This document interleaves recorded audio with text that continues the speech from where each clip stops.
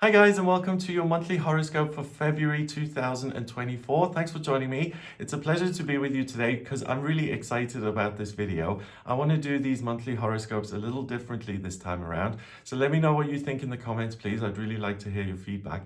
But the way I want to do it this month is I want to have a look at what the planets are doing in February, what energy they create amongst themselves, and how that's going to influence all of us down here on planet Earth. And then I want to go through each sign of the zodiac from Aries through Pisces. And I'm going to have a look at what areas of your life these energies are going to show up in. And I'm also going to choose 3 tarot cards for each zodiac sign. And I think that'll give you a really nice overview of what you can expect in February, both via the astrology and the tarot. So you're really prepared. And just to give you an idea of what I'm doing here, I'm using the whole house system to split the sky into 12 different sections. And I'm a Western astrologer, so I base this on the tropical zodiac. And please watch the horoscopes in this order. Your sun sign first, then your rising sign, and then your moon sign. And the reason I prioritize them like that is because I feel like the sun is what you're striving towards, and it's what gives you a sense of being empowered and what makes you happy. So it's good to know what's going on in that sense. The rising sign, there's much less of a journey involved. It's what you naturally embody already. So it's also really important to know what's happening there, but there's not as much of a process. And then the moon is what you feel internally. And it's also good to be aware of that because it's what you naturally tap into via your feelings. I'm also going to put up a chart for each zodiac sign, and that chart is going to be a snapshot of the sky around the middle of the month, around middle of February. And the thinking behind that is I just want you to get an idea of where the greatest concentration of energy is for your sun sign first, then your rising, then your moon sign. So you see where you're massively supported and what other areas aren't so supported. So it's easy to kind of differentiate and to set goals and priorities for yourself. So you're really kind of prepared for February. Okay, so with all of that said, I want to get started.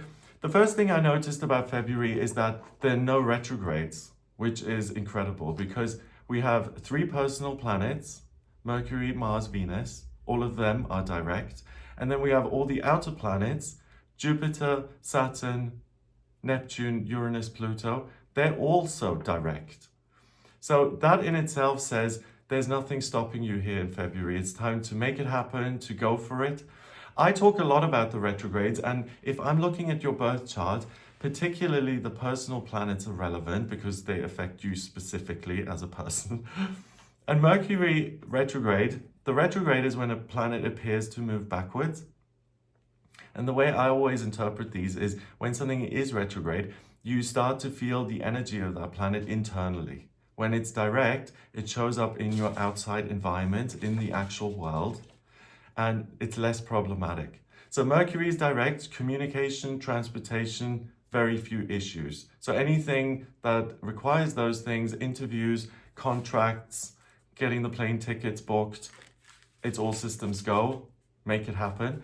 Venus is love and beauty and creativity. And when that's in retrograde, I always suggest to people that it's not the best time to start a new business or a new relationship because your perspective is off. But here in February, Venus is direct. So it's also all systems go when it comes to new relationships and starting your new business. Mars is drive and ambition and energy. And with it being direct, it's much easier to become self-motivated and to get things moving. And then the outer planets, they spend about half the year in retrograde. So it's not as significant personally, it's more significant on a societal level. And we've got Jupiter, the lucky planet, direct. So if you're trying to make things happen, you are likely to get a good response. Uranus is also direct. So your surroundings and your environment is adaptable. You're able to implement your ideas, your thoughts, your willpower in order to change things around you. Neptune is also direct, so it may even be that you start getting signs and symbols as you are moving forward, and it's important to pay attention to that. Saturn is also direct, so you can create structures, new structures particularly. And then we have Pluto, the planet of transformation and change, and that is also direct. And I made a separate video on this because Pluto In January, it changed signs. It moved out of Capricorn and into Aquarius. And that is really significant. So please, if you want some more information on that, check out the separate video I made on Pluto moving into Aquarius, because this is the planet of rebirth and transformation and change. So with it being direct, you're able to, again, adapt and make changes in your life, in your environment, based on your ideas. But it was in Capricorn since 2008 until the 21st of January 2023. And it really caused a lot of problems when it came to creating securities and structures, and when it came to having this feeling of openness and anything is possible. That was under pressure. And the way that kind of manifested is that we noticed that governments became much more heavy-handed. We had to work harder for less, excuse me. And it was just kind of a challenging time. So now that it's gone into Aquarius on the 21st of January, it's going to stay there until 2044. So pretty much for the next 20 years. And it really opens things up in terms of innovation and ideas. So that's something we're all going to feel straight away. And really, just with the lack of retrogrades, I wanted to highlight the fact that if you've been contemplating something, should I do this? Should I get it started? The planets are saying, yes, please do. Whatever it is, a new relationship, a new business, getting things organized, expecting to have some sort of positive response, make it happen, take a risk. The odds are really stacked in your favor here.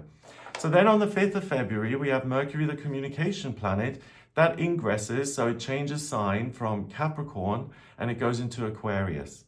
So again, the focus and communication isn't so much about how can I get things done and how can I achieve my goals. It becomes much more considerate of what could be in future, and it's willing to experiment with new ideas and to consider another point of view. So things open up, conversations are much easier, and there's much greater willingness from all of your connections really to kind of share your ideas and to be willing to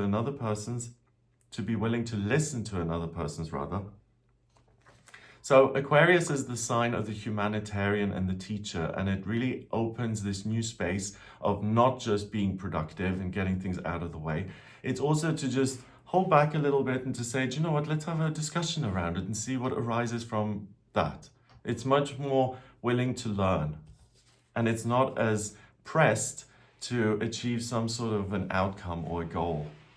On the 9th of February, we have a new moon in Aquarius, and the new moon is when the sun and the moon conjunct. So the moon, I always mention, is like your feeling. The sun is what you're striving towards. It's your head on a conscious level. The moon is your heart. So when they conjunct, there's this good dialogue between the two. And this new moon in Aquarius is also around ideas and pulling a lot of Aquarius energy in and saying, do you know what, here in February, we've already had Pluto shifting into Aquarius at the end of January. And now in February, I want to make a real start in earnest to implement my ideas, to kind of pool my resources when it comes to what I'm considering, what I may not have considered in the past as possible. And now the impossible doesn't seem so set in stone. It may even be possible. That's really what I love about Aquarius, is that it's willing to entertain things which at other times may seem unreasonable or excessively idealistic. And because of that, it's a great time for innovation and invention and for new kind of ideas to really enter society and for them to take root and to really make a big positive difference for everyone involved. On the 13th of February, we have Mars, the planet of drive and masculinity, that also ingresses into Aquarius. So this is the time of year where we naturally have a lot of things going into Aquarius. But with Mars, which is the red planet of drive and ambition and what I want right now, what I'm not willing to compromise on, with that going into Aquarius, it's really, I want to pursue different ways of doing things. And just the conversation and just the contemplation of a different reality is something I am not only interested in, but I have a desire to make change occur for the sake of change. I don't want the same routine. I want to shake things up, and I want life to be exciting, and I want to be in the now. On the 16th, we have Venus, the planet of love and beauty and creativity. And you know what I'm going to say, right? I'm going to say it moves out of Capricorn and into Aquarius as well. So we've got a stellium, and the way to spell that is Stellium, and that's when 3 or more planets are conjunct. They blend their energies together. So Venus goes into Aquarius and it joins Pluto and Mars and Mercury also in Aquarius. So with Venus in Aquarius, it's very much about, I want to use my own creativity and my own passion for things, particularly around ideas, and I want to express those to as great an audience as possible. So you're really motivated, you're willing to kind of share what it is you've been working on, you're willing to listen at the same time, you're likely to see things clearly. If there's a decision to be made, you're willing to look at all the info, to do your research, and then to get to a very confident point that says, do you know what, I've read everything and now it's time to go one way or the other. I get to decide and I want to make it happen. So it's really empowering, it's optimistic. And this is a time where you can really trust your own ideas and your own way of creating meaning and what you think has value. And the key word in there as well is what you think rather than what someone else thinks. That's also a good point. With Pluto being in Capricorn for the last 15 years or so, it was very much about, if an authority figure tells me to do something, then I have to do it if I don't want to get in trouble. And now it's just more about, well, why can't I get them to change their mind? If they're incorrect, why should I feel under pressure? And why can't I communicate about this and maybe even educate them, or they could educate me? There's less urgency and less pressure. And at the same time, there's less of a willingness to just do things because you've been told to. So if you find that, a lot of people in your life or institutions are giving you instructions and wagging their finger at you saying, do this, naughty boy, naughty girl, then you're far less sensitive to that. And you're just like, well, let's talk about why you think it's appropriate to wag your finger and why I should be on the receiving end of that. And it can create more conflict, but it's also an opportunity for real change to occur. I feel it's a great thing. On the 19th of February, we've got the sun going into Pisces. And again, my horoscopes are based on Central European time. That's my location. So you're thinking, hang on a minute, the sun goes into Pisces on the 18th of February, not the 19th. That's if you're west of Europe and North or South America. So just bear in mind that I base my horoscopes on Central European time. So with the sun going into Pisces on the 19th, your identity shifts, or what you find important or what you want to kind of pursue and go after is now a sense of perspective on a spiritual level. I want to connect with the higher realms. It's not just about ideas and information. I also want to feel something here. I want to connect with music, and I want to connect with healing energy, and I want to see a bigger perspective on things that gives me a kind of sense of hindsight, but in the moment. I want to see what this means in spiritual truth. So anything that requires conflict resolution, or seeing the similarities and not the differences, or seeing the value in something. With the sun going into Pisces, you become very philosophical in your approach and much more forgiving and much more loving and understanding of what another person may be going through. So we're really entering a period here which is all about connection with other people and finding common ground. And yes, you can affect change by having a discussion, but it's really an opportunity to group think, or to brainstorm things as a unit or as a team or as colleagues or as friends or whatever it may be, in order to affect change, with both people seeing the point and being invested in that change and saying, okay, let's make it happen together. On the 23rd of February, we have Mercury, the communication planet, changing signs again, and it now moves out of Aquarius and into Pisces. So Mercury in Pisces is like your spiritual antennas have extended, and you're more likely to pick up things on a feeling level. Your gut feeling is much easier to kind of understand, and the inner voice is easier to hear. So what's my inner guidance telling me? What's the spiritual truth in this situation? What do I really want to connect with, what feels nurturing and loving and supportive, and also how can I express these kind of sentiments. And then on the 24th, we have something very different happening. We have a full moon in Virgo. And the full moon is when the sun and the moon oppose. They're at 180-degree opposition. And the moon is completely illuminated, and it gets to this completion point during its monthly cycle. And it says, I've worked really hard, now it's time to let go of all of this. And it's a really nice combination in February here, because the Virgo moon is really, Virgo first of all is ruled by Mercury, the communication planet. And Virgo is a sign that's very interested in analysis and making sense of things for the self. So I'm reading the book, and this is my takeaway from what I've read. And this is what I'm going to talk about and what I'm going to learn from this situation. And with it opposing the sun in Pisces, which is a spiritual awareness, it becomes much easier to get concrete answers from your own spiritual practice, whether you meditate or you play music or whatever it may be. It becomes almost actionable in the sense that I'm getting a spiritual message, and the message isn't being lost. It's not vague. I'm paying attention. I know what I'm being told here, what I'm being guided towards. And with that in place, I feel much more confident to take action in a particular direction, because I feel that I have been guided by the higher realms, and there's some sort of bigger meaning and purpose to all of this. So the full moon is wonderful because it will really give you a sense of security within yourself, and a sense that I'm allowed to come up with meaning myself and then to take action on it. And if you think about all the Aquarius stuff that was showing up earlier in the month, it's really, I've opened my mind to so many new ideas that I'm working with a lot more content. So it's likely that the answer that you reach then at the end of the month, or around the end of the month on the 24th of February, is likely to be very well informed. And it also has an element of, I want to make sense of things, but I also want to be loving and kind about it.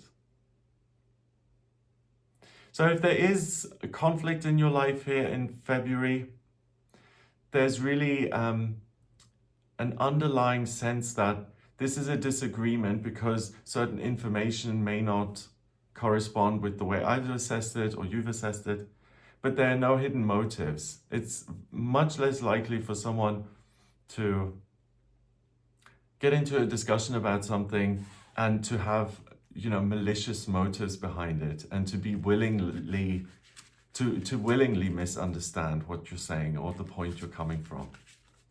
Okay, so that's what's happening here in February. So let's have a look at what is happening for you guys, Aries. So I'm going to look at the changes of the planets and how they move into different houses in your chart, and then I'm going to pull 3 tarot cards to give you a nice overview.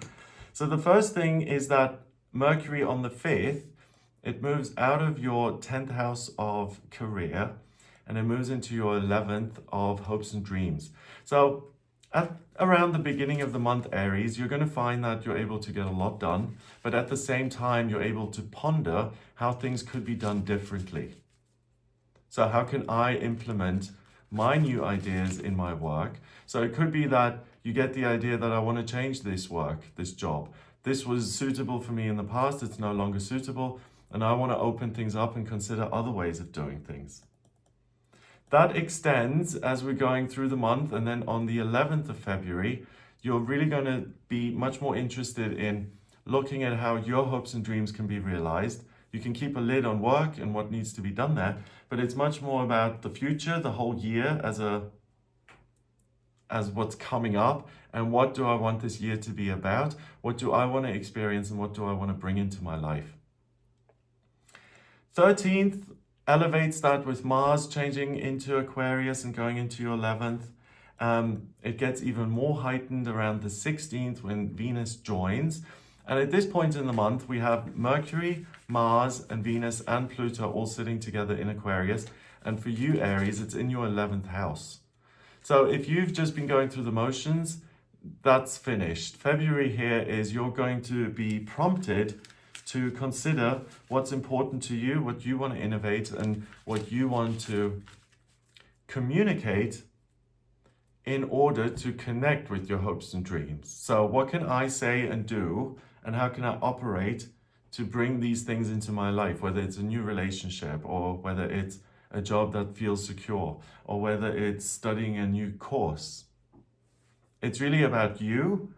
And here in the middle of February, that gets really strong.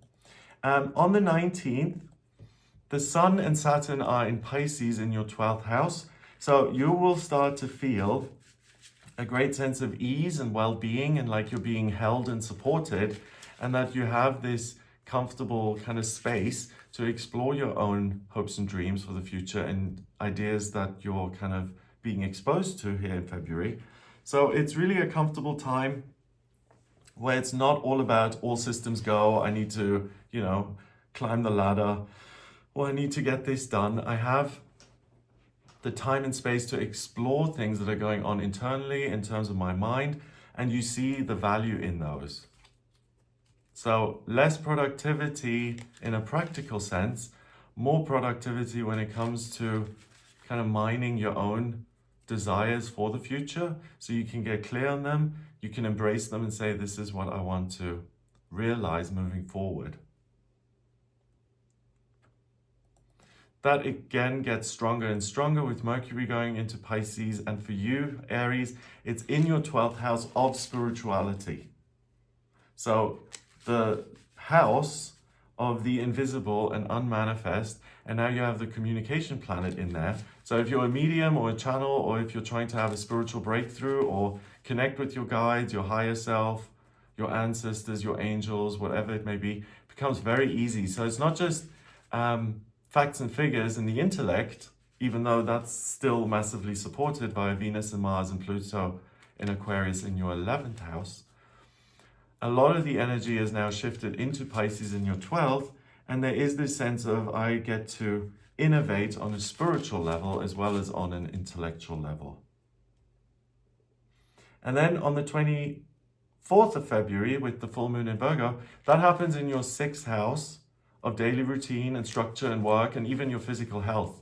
So Aries, look at the messages you get about your own system, your own body. Am I eating the right foods? Should I exercise more or less? Or am I stressing myself out through a schedule that's really running me ragged? Do I want to change up my daily routine? Do I want to gain expertise in a different area so I can work differently? Do I want to let my higher self guide me into what would work? And do I want to embrace the possibility for a major shift and change to my entire career? So I'm going from being an artist to an accountant. And it doesn't have to be those two. Those are just the examples that came to mind.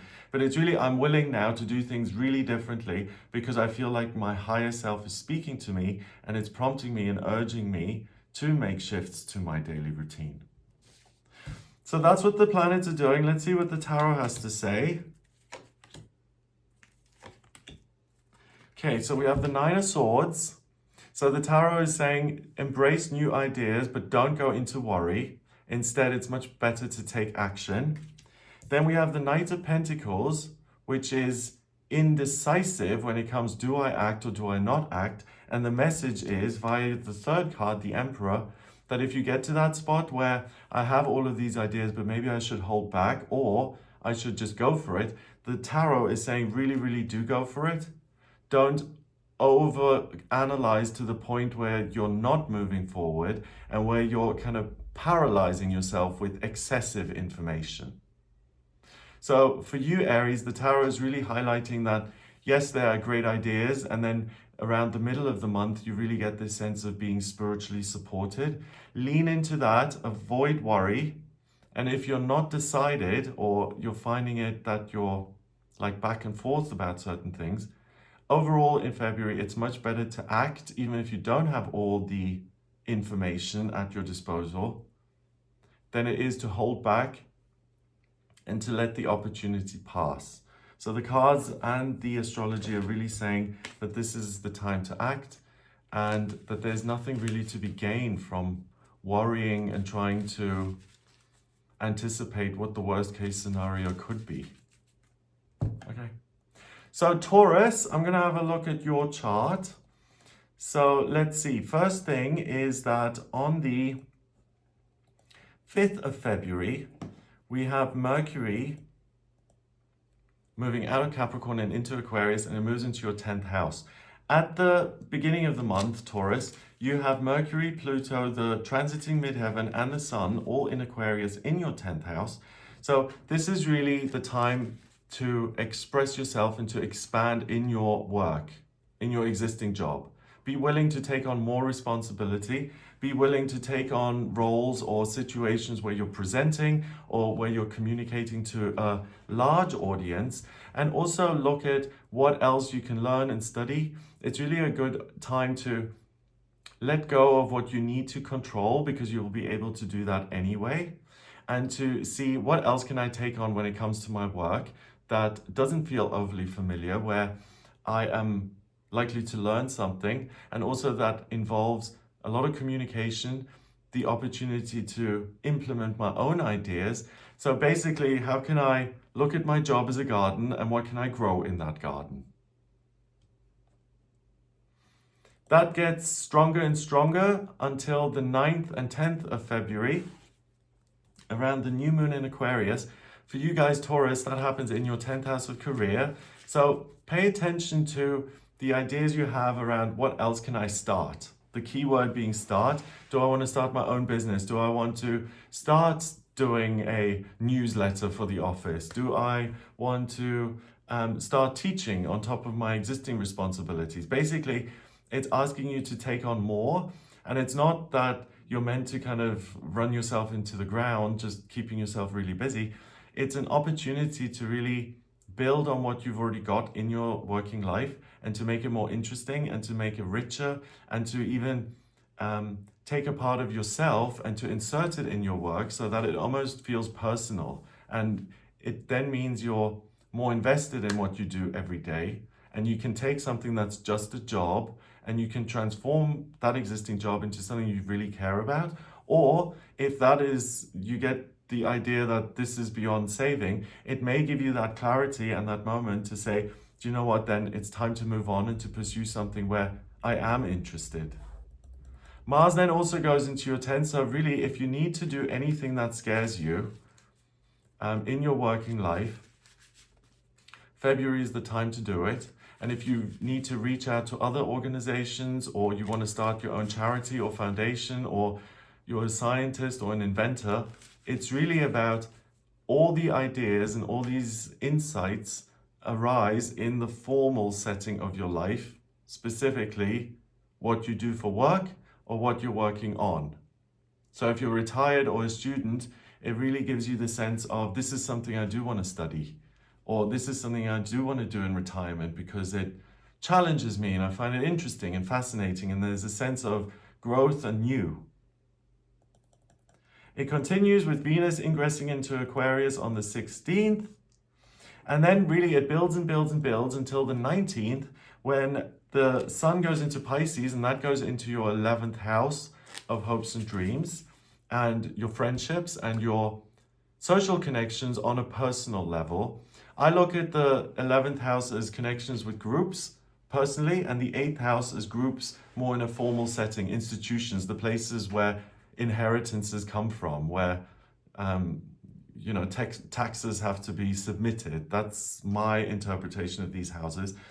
So with the Sun and Saturn conjunct, 8 degrees away from each other in Pisces in your 11th, from the 19th, you're going to get really good ideas about what is really meaningful from you, not just from your mind, but from your heart. The muses are kind of whispering in your ear. Pay attention to your dreams from the 19th onwards. Pay attention to your feelings as well as what you're reading and studying. There's really a sense that we're going to provide you with a foundation on which you can build your desires, on which you can build your hopes and dreams. And it's really like getting spiritual support. That gets stronger and stronger. On the 23rd, Mercury joins the Sun and Saturn in your 11th. So it becomes very easy for you to decipher or to discern what is it that's really that I want to manifest. And then once you've got that, how can I manifest it? Do I do a vision board, or do I use positive affirmations or sound? Or it's really this notion that I'm going to take the spiritual certainty that I've got and I'm going to find a way to express that in the world and in my life particularly. And then on the 24th, we've got the full moon in Virgo, and that's in your 5th house of what you love and what you love to do work-wise and who you love in terms of your family. Basically, the things that are nearest and dearest to your heart when it comes to other people, and also what you're doing on an everyday basis. So one, I think it's very likely that you're able to manifest something very quickly. So from the 19th of February, we had the sun shifting into Pisces. Then on the 23rd, Mercury went into Pisces. Here, by the 24th, so basically a week pretty much, you'll start to see something that is realized. Something that you love or will love comes into your life, whether it's another person, or this is the job that I want to do in future, or this is something that I want to build in future. It becomes crystal clear to you. So really pay attention to the 24th. You're really going to be rewarded for all this hard work in your working life, and then also your willingness to work with your own hopes and dreams for the future. It's very fast manifestation, as in you can expect something good to stem from all of that focus as soon as like a week later. And the full moon is going to influence you for a couple of days. So the 23rd, 24th, 25th, look at what appears in your life and pay real attention to it and take it seriously, because it's likely to fulfill one of your hopes and dreams. Let's see what the tarot wants you to know. Oh, wow. Okay, good news, Taurus. We've got the Four of Wands, which is a wedding, a celebration, a new chapter in your life opening up. That's worth celebrating. And I always say this is the happiest card in the tarot. Then we have the Lovers. So really, around the end of the month, expect someone or something to come into your life and to fall in love. But even before that, moving through February, get clear on what is it I want to fall in love with, so that you set the stage for this to come in by the higher realms and be pleasantly surprised, as in, I do love this. And then the Page of Pentacles, look at your work and your career as if you're doing it for the first time, and also consider what new things can I implement based on my ideas and my hopes and dreams. What new ways of creating an income, what new ways of working. So what I said earlier with the student or the person who's retired, what can I work on that I'm not doing right now that seems fresh and new and exciting? Wow, so congrats, Taurus, that looks amazing. Okay, let's move on to Gemini. Let's have a look at what's happening for you guys. Your ruler is Mercury, the communication planet. And let's see. So with Mercury being direct at the moment, it's likely that the pace is fast, that you're experiencing change, that you're willing to learn. On the 5th, Mercury, your ruler, goes out of Capricorn and into Aquarius, and it moves into your 9th house, and that energy in the 9th house builds. The 9th house is really about what areas do I want to expand into?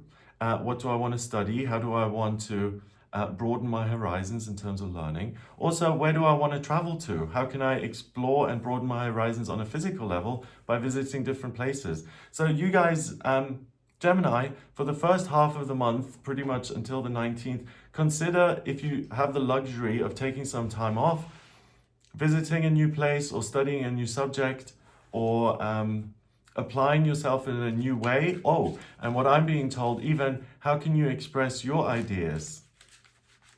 Is the scientific invention ready to go? Do you want to copyright that? Do you want to trademark it? Do you want to start the business? Do you want to expand your influence, your life, your perception of the world by taking practical action based on what's going on up here, particularly in your ideas, intellect, scientific analysis around things? Also, what do I want to educate other people about? So if you're a writer, storyteller, comedian, anything that uses your voice, how can I use my voice now to reach the greatest number of people, the greatest audience? That energy builds even more, going through and the new moon in Aquarius happening in your 9th house. So it's really about around the 9th and 10th of February. It's really about how can I use all of this excitement when it comes to my ideas and where they could land in future. How can I make that as big as possible? So if you want to present your book or call up the publishers or submit your manuscript, and usually that's frightening, really use the middle of February here to go for it and to say, this is me, this is my work, this is what I've done, here you go. Love it. Aren't you lucky to receive this? So there's real confidence and there's a real opportunity to share your ideas in a public way. Gets even stronger on the 13th with Mars ingressing into Aquarius in your 9th house. Venus ingresses into Aquarius in your 9th house on the 16th of February. So all of this desire to reach out and to become more of a teacher and to let go of the past and to say, how do I want to kind of expand into a more interesting and more informed future that exists mainly around my ideas and what I've come up with. So Gemini, here in February, you guys are the innovators. You are the ones who are going to create new content. And you're able to kind of teach and show other people the way. Remember that Aquarius is also the humanitarian and the teacher. So how can I express my ideas and get other people on board as a result, even create a sense of community around me because we have this shared understanding here that I've come up with, that I've taught. So where are you an expert? Where are you a teacher? And how can you kind of get other people to invest in your cause and your way of thinking? So that then shifts on the 19th of February when the sun goes into Pisces in your 10th house and it sits on top of Saturn. So this is really interesting because you have a likelihood now to become very willing to help in your job, but almost a willingness to be put upon. Like, I'm doing my day job, but I'm also helping out my colleague who's now having a hard time and they need someone to lean on. You're overly forgiving to the point where you're likely to reduce yourself and all this amazing innovation that's happening in terms of your ideas and what you can write about or talk about. And there's a possible distraction via your working life, either by the people in it who will rely on you on an emotional level, or the actual work becoming super stressful or demanding so that you feel like, oh, I can't actually focus on my own ideas right now. This is just too much. So try and keep an objective point of view when it comes to your career. Excuse me. And the key thing I'm getting is that don't dismiss your own ideas and say, work is so demanding that I'll put these on the back burner. Please don't do that. Work is going to be fine anyway. It's just likely to have a big emotional effect on you, as in it feels like a burden. Something heavy appears and you're likely to give your power away to an extent which is too much. It's excessive. So look at what you're giving and what you're getting out of your career, your work, around the 19th, 20th of February and moving towards the end of the month. That's a big kind of warning that you could kind of lose yourself in that and it could become too demanding. Mercury also goes into Pisces and moves into your 10th house on the 23rd. So if you're working in one of the intuitive kind of jobs, like if you're a channel, a medium, a sound healer, a pranic healer, if you work as a musician or as a creative person, if you counsel other people as a therapist or as a psychic, or you work with frequency or crystals or something to heal, you're going to find, and I'm amending what I said earlier on the 19th, that it just feels more of a burden. If you're in one of those kind of intuitive, watery, spiritual kind of careers, then you'll be able to tap into that and really do a lot of good. But if you're in a job that doesn't have anything to do with nurturing others or being creative or trying to affect change through healing, then you may feel this sense of, I'm being burdened and this job is now heavy. So if you think about what's happening in your 9th house, you've got all of these great ideas. So you can look at it that way, in the sense of, if I do feel excessively burdened in my existing job, then maybe I can use my ideas to find another way forward, to work differently. And I'm really getting that. Please be encouraged that that sense of heaviness allows you to identify something that's no longer suitable for you in order to apply all of these new ideas, to detox it, and to move in a different direction. So Gemini, for you, it's an opportunity to find a different way forward, to find a solution to a problem, and to make big changes to your working life specifically that then allow you to feel like things are much more open. So actually for you, it's kind of a profound month, because you as a Gemini can get out of a situation that no longer works and you can get yourself into another one that does. And then on the 25th, we've got the full moon in Virgo, and that happens on your IC, which is your roots in your 4th house of what feels like home and family relationships.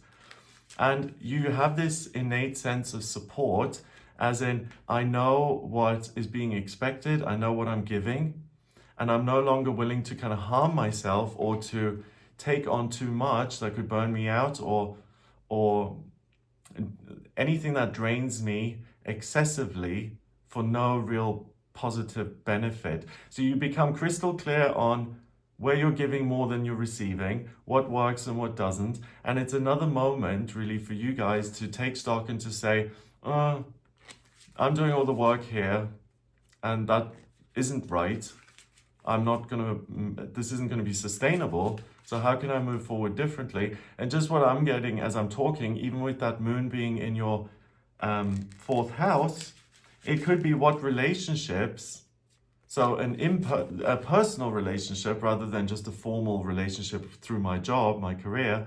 Also, what relationships do I have in my life where I'm doing all the work and I'm getting very little in return? If that has been something that you're not clear about, here in February, you really get to see what's going on in those areas of your life. And it becomes, again, easier to find another way through or around.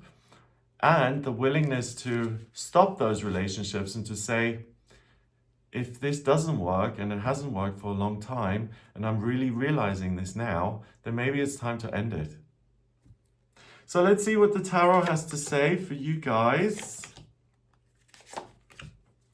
Okay, we've got the Wheel of Fortune, so big decisions and finding other ways forward. You're being given all these ideas and this awareness of what is too much of a burden, because it's an opportunity to make a big decision that's going to change your destiny for the better, the Wheel of Fortune, going in a different direction, which is luckier and more positive. The Three of Swords, which can be heartbreak and loss and betrayal. So you're recognizing what doesn't work.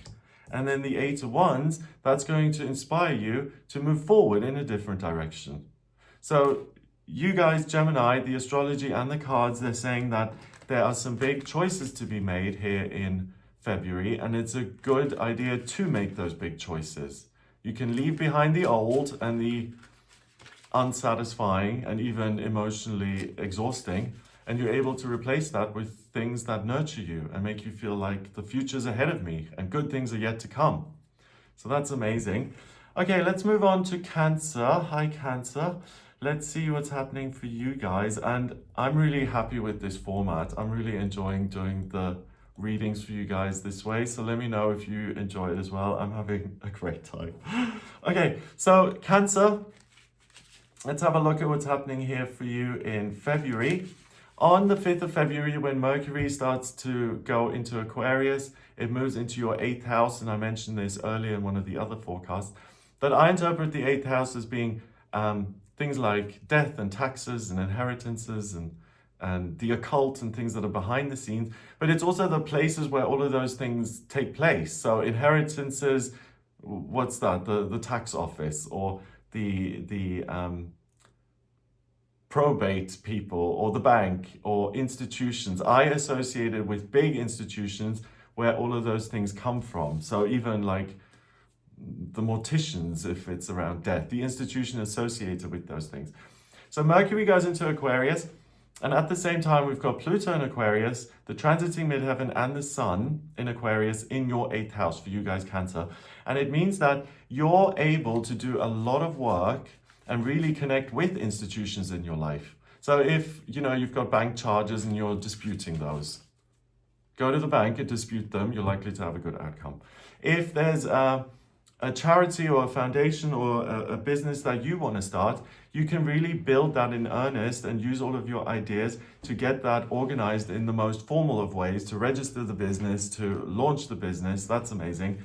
If there are any difficult things that you need to deal with in terms of paperwork, bureaucracy, you'll be on that like white on rice. You'll be able to get that out of the way, even if forms aren't your favorite thing usually. But it's also about being able to implement your ideas in your existing connection with institutions. So if you're part of like some sort of spiritual community, but you never get to say anything, you just get to listen, it's time to speak up and to share your truth.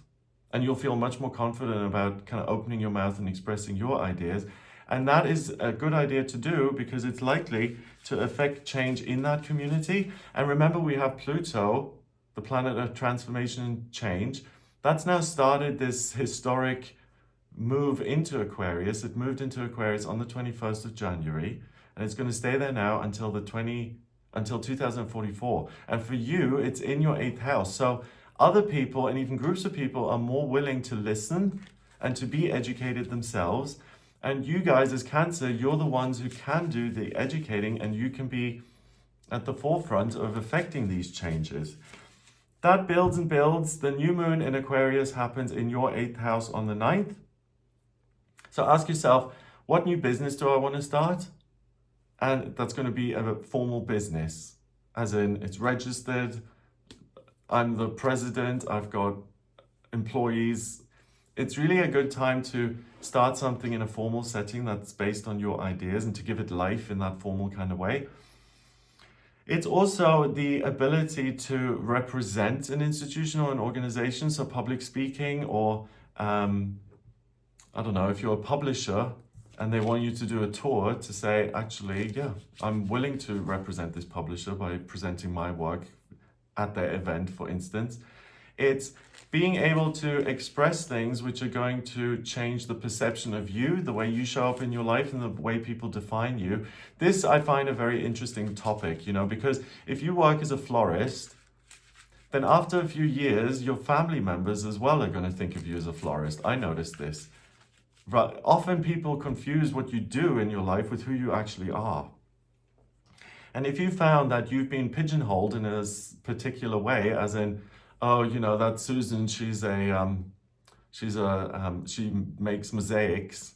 That's who she is. It may be time to really show people who you are by doing something else or expressing who you really are. There's a greater opportunity to come back to a place of understanding. And what I get as well is that you're able to do activism and innovate and express ideas which are going to change the thought pattern or the assumption of this is what's right for us as a group. You're able to affect real change there. So that then extends to your family, which I would argue is an institution in its own right, particularly if there's been one way of defining you. You can break out of that and alter it for the better and get people to see who you really are. I'm just listening as I'm saying this, and it's not your responsibility to change other people's perception of you, but it could be that you have even started to believe that. And it may be time to get back to yourself and the institution, the committee that exists for you internally, and to say, well, who are we? What are we doing? Are we just kind of going through the motions and doing what's expected? Or is it time to change things up and to exist differently?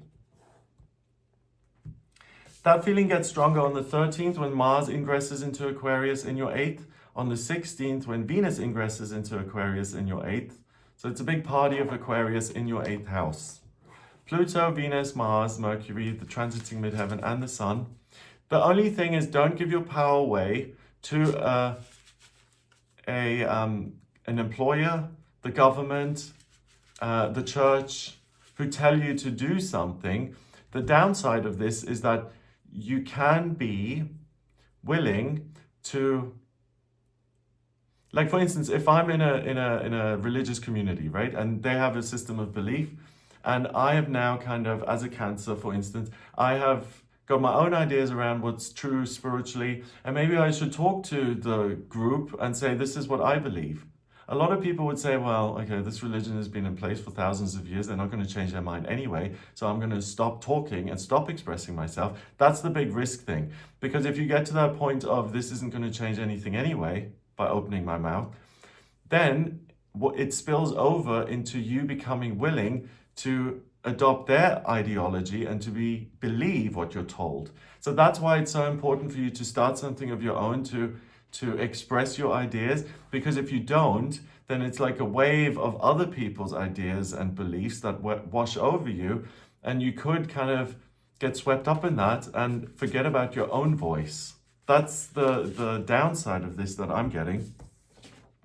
On the 19th, we've got the sun going into Pisces, and that happens in your, oh, I'm going in the wrong direction. Yeah, on the 19th, it moves into Pisces in your 9th house of travel and expansion and teaching and growth, and it sits next to Saturn in Pisces. So the key is, Cancer, that you're the expert, you're the institution as such. Make sure that you talk, and you express yourself as much as possible as a way of shielding yourself from undue influence. So for you, it's kind of like a back and forth this month.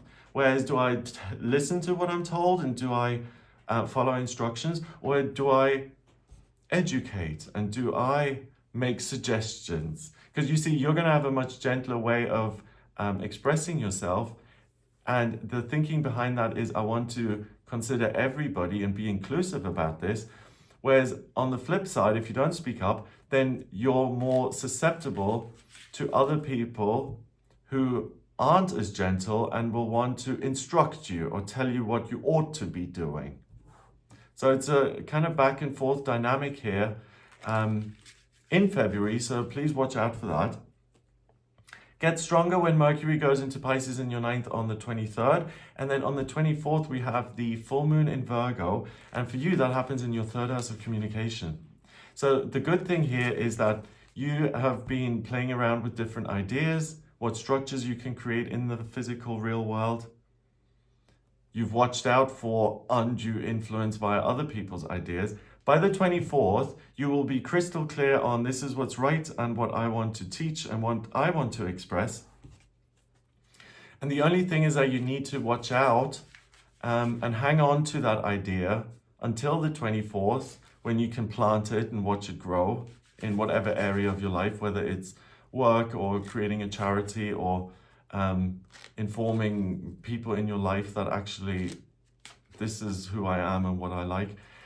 Make sure you hang on to that until the 24th, and then the pressure's off with this full moon in Virgo, because you're crystal clear on this is what I believe, who I am, and what I want to do with it next. So for you, Cancer, it's really a question of, do I let myself be taught and even lectured, or do I make up my own rules, and is my identity exactly that, my own?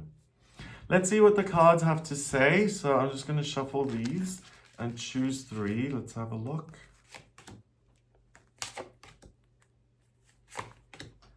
Okay, we've got the Ace of Cups, which is a blessing from the universe in terms of love and connection for yourself and spiritual guidance. So it's not just that you're talking for the sake of talking, you really have something valuable to contribute.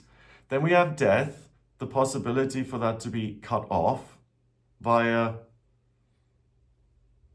the agenda of other groups in your life.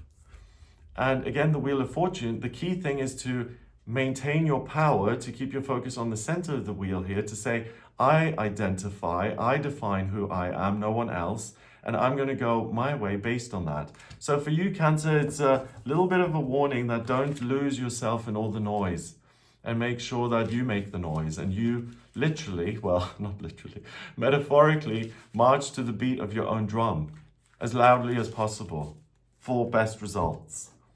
Okay, Leo, let's have a look at what's happening for you guys, Leo. So I'm just going back to the 5th of February. The first thing is that we've got a build-up of Aquarius energy. Mercury ingresses out of Capricorn and into Aquarius on the 5th of February, and it moves into your 7th house of relationships. And these are relationships in all areas of your life. So friends and colleagues and your connection with your boss or your assistant. It's to some degree, I would say, society, but it's more acquaintances and people you have interactions with on a day-to-day basis. So it's people who can be useful in other businesses. So for instance, if you're trying to network or get someone at the publishers to hear your idea, you're really going to be thinking about that in a very clear way, and you will have new ideas on how you can expand your network, how you can make more friends, and basically how you can connect with other people in order to contribute something, but also to get something in return. So the sun is in Aquarius here at the beginning of the month on the 5th of February. And in your 7th house, again, similar to Cancer before you, there may be a tendency to be overly, big word alert, solicitous towards other people's needs and their ideas, and to listen, and that you unusually, or more so than usual, would become more willing to kind of put your own needs and desires on the back burner for the sake of, I'm so interested in what other people are saying and going through at the moment. I'm just going to sit back and listen and observe. The thing for you is not to forget about all of your ideas and what you're working towards by diluting it with the needs of others. So this is interesting because Leo, your ruler is the sun, which is what you're striving towards, what makes you happy, and it's this big fireball, right? It's what warms us and gives us light. So it's an interesting dynamic here in February that you may lose yourself in the maze of other people's ideas. And it's great to be interested in other people's ideas and what they're teaching you and things. But it seems to me, reading between the lines here, that there's this underlying theme that if you become too willing to listen, you may forget about some of your own brilliant ideas that will really warm those around you or motivate other people around you. And it's not to let the seesaw swing in the other direction where it's all them and no me. That's very unlike you, I would say, because the sun is really the center of our chakra system. It's like the solar plexus chakra. And you're someone, I would say, who's naturally self-contained and confident in many ways, and who doesn't struggle so much with, I'm going to make my contribution at the very least here. I'm not just here to be a passive observer. So on the 9th, we've got the new moon in Aquarius happening in your 7th as well.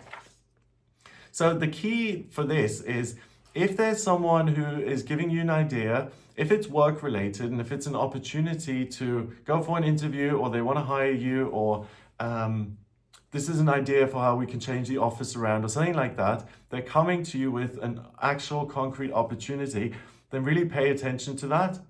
That will be very easy. And it's also a good idea to consider that in earnest. But again, if it's like, it's time for you to step back and to zip it, we want to teach you and educate you and we don't want to hear what you've got to say, then be very wary around that. It could really slow you down. And we've got Mars going into Aquarius on the 13th of February, and then also Venus, the planet of love and beauty, going into Aquarius in your 7th house. So we've got a lot happening there in Aquarius. The Sun, you're transiting midheaven, Mercury, Mars, Venus, and Pluto. So, disclaimer, I have to be honest about what I feel when it comes up. I think there's a risk of you being indoctrinated and acting in a very un-Leo-like fashion. You're not someone who goes for that very much. You're someone who's there to lead and to guide and to motivate and to entertain and to enrich.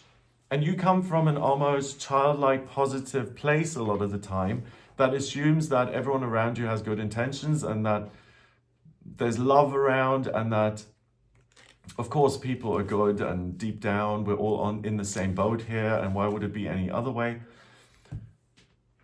Obviously, don't lose that. It's a wonderful gift. But at the same time, if someone is coming at you and you can't quite suss out what the intention is, or why are they behaving this way, or why are they just saying this to me in passing, or look at, and this is, I mean, I'm telling you to be more suspicious.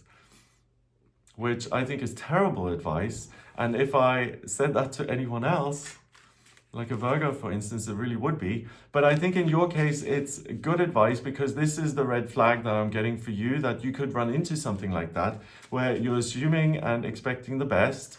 And there is the potential for someone to try and say something to you that is deliberately misleading, or to use you as a pawn in their game, or to drop a hint that you're meant to then run with to create more confusion. So just look out for the fact or the potential for someone else using you.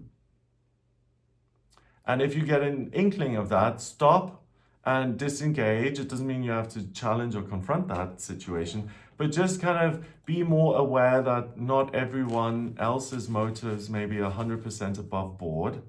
On the 19th, we've got the Sun going into Pisces, and it joins Saturn in Pisces in your 8th. You've also got Neptune in Pisces in your 8th. So again, there's the potential for the wool to be pulled over your eyes, for you to not see quite clearly, and to get the wrong end of the stick, as in, oh, this person is really being nice, when in reality, they just called you to get a bill. So keep it very objective. Obviously, don't, be paranoid about people trying to get you. But if you get this intuitive sense, as in, something doesn't seem quite right, or if you're noticing inconsistencies in what you're being told and it's like, this doesn't quite make sense, then please pay attention to that. It's very unlikely that you're going wrong with it. At the same time, we've got Jupiter and Uranus in Taurus. They're sitting in your 10th house of career. So where you can really thrive is what you're doing in your work. So that makes it even more kind of night and day. You can really do wonderful things in your working life and create good income and get things done and be productive and take control of that. Then if you're being distracted via someone else's kind of agenda that they're kind of, slithering into your ear, then it's really not particularly helpful to you. So just decipher things like that, or approach them in the sense of, is this designed to help me, and vice versa? Or is this really not designed to help me? Is there a bad intention behind it? You'll get clear on that and understand which is which, so you can differentiate easily. On the 23rd, we've got Mercury going into Pisces. And in your case, again, listening to your gut and your intuition around these things, around your interactions with people in an acquaintance kind of setting, or even in a institutional kind of setting, listen to your gut. That's not going to lead you wrong. And if your gut gives you concrete information to say, do this in work and start this project and take control of this for a better result, make sure you go with your gut this month. Really, really. On the 24th, we've got the full moon in Virgo, and that happens for you in your 2nd house. So this is real clarity in terms of what ideas can I implement to serve me in my career, in my business, in my income. How can I create more security for myself? I've got lots of ideas around that and the practical action steps to follow it up. So of course then, I don't want to be distracted by a ton of nonsense that's meant to derail me. So it's just a push and pull of being clear and aware of what is being told to you. There may be misinformation, and what you're actually doing in your working life that's going to have a good result. And be very disciplined about that, and not overly presumptuous, as in, of course, everyone's telling me things because they just love me so much and they want the best for me. And may be the case at other times, but it may not be here in February. Okay, let's see what the cards want you to be aware of. So I'm just going to choose 3. Let's have a look. Okay. Cards are saying the Knight of Wands. So use your energy and your focus and put it into the area of work, and don't let your fire and your motivation be dimmed by outside noise.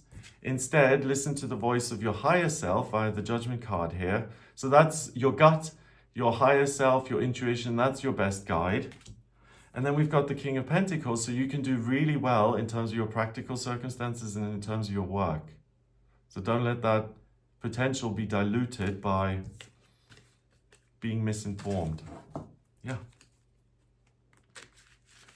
Okay, let's have a look at Virgo. Hi, Virgo. Let's see what's coming up for you. in February 2024. Okay, so Virgo, you're also ruled by Mercury, the communication planet. Mercury's direct, so trust your way of making sense of things. The way you see the situation is not that likely to be incorrect. Mercury is your ruler for a reason, right? And Mercury goes out of Capricorn in your 5th house and into Aquarius in your 6th. And that's a really good sign because relationships aren't going to seem such hard work anymore. It doesn't feel like you're fighting an uphill battle with certain relationships. And when it comes to expressing your ideas of what is right and wrong, becomes much easier and people are more willing and receptive to what you have to say. Excuse me. Mercury's in your 6th, so is Pluto, the transiting midheaven, and the Sun, all in Aquarius. So you're going to be very focused on your work, on your daily routine, the way you can arrange your life. And really the sense that I'm getting is that you're really on top of your circumstances. So if you get the sense that, hey, I want to change the schedule, I want to lighten the load a little bit, I want to do more where I get to meet new people or express my own ideas. It's how can I rejig things? How can I adjust my everyday experience so that I have more freedom in it, basically? And there's more of a thought behind, okay, relationships have got easier. I don't need to explain everything 3 times to be understood, or romantic relationships don't seem like such a struggle and like I have to constantly push against something here. Again, I feel you're coming out of this time where you're being you've had to work really hard at certain relationships, and that first of all goes poof and becomes much easier. And then that energy, here we go, this is what I was trying to say, the energy that then is available to you, because you're no longer struggling in that personal sector, you're able to focus it in terms of your daily routine, and you can affect positive changes which will make your everyday experience a lot easier to deal with. And there's more room for you to show up in what you're doing every day and to have more of a connection with it. So anything that's been problematic or boring or run-of-the-mill, you can expect a lot of those things to disappear, and you can now focus on things which genuinely interest you and where you feel you can express your ideas, and also where you can learn things. So if you have the idea for joining a meditation group or signing up for a new course, or changing the way you operate in your everyday life, even your work, then go with that. It's going to have a good outcome. On the 9th, we have the new moon in Aquarius also happening in your 6th house. So if you get any ideas around changing things up in a major way, so I want to change where I live, or I want to change my job altogether, like really from one thing to a completely different thing, if it's majorly extreme, that will come in around the 8th, 9th, 10th of February. Listen to that, it's a good idea. Even though it may seem a little sudden, or it's like, where did this come from? I can't just, throw everything up in the air because I have some sort of notion one day, like it's a whim. I need to, be studious and informed in what I do. It's really the opportunity basically to free yourself and to blast things out of your life that you have tolerated for a long time, to the extent where you don't even notice them. Where certain things that you're neutral about, or you dislike, they've been there for ages and ages, and they've become kind of part of the furniture. It's time for you to rearrange the furniture. Around the 9th of February as well, we have Venus and Mars in Capricorn in your 5th. And when those two are close to each other like this, especially in Capricorn, I think there's the potential for the majority of this first half of February for new love to come into your life, or to have a loving new start. So it's important to make space in your everyday routine, because more is coming in. You're becoming richer and more abundant in things that you genuinely care about, love, connection, especially in a personal way, like in person. So look out for the people you meet, especially when you're out doing something new and interesting that you've just started with. It's likely that you bump into another person straight away, and that there's a significant fresh start in the area of your romantic relationships particularly. On the 13th, Mars goes out of Capricorn in your 5th and it moves into your 6th. And then a few days later, on the 16th, Venus, the planet of love and beauty, also goes into Aquarius in your 6th. So now the romance side of things lessens. So the first 17 or I would say first half of February is really good when it comes to starting new romantic relationships.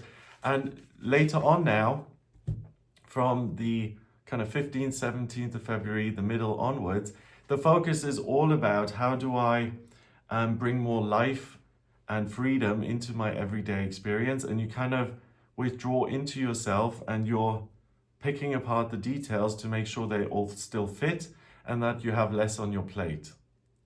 So on one hand, there's the potential for something really good and amazing to come in. On the other side, you're very detailed in your focus of saying what no longer works and how do I get rid of it.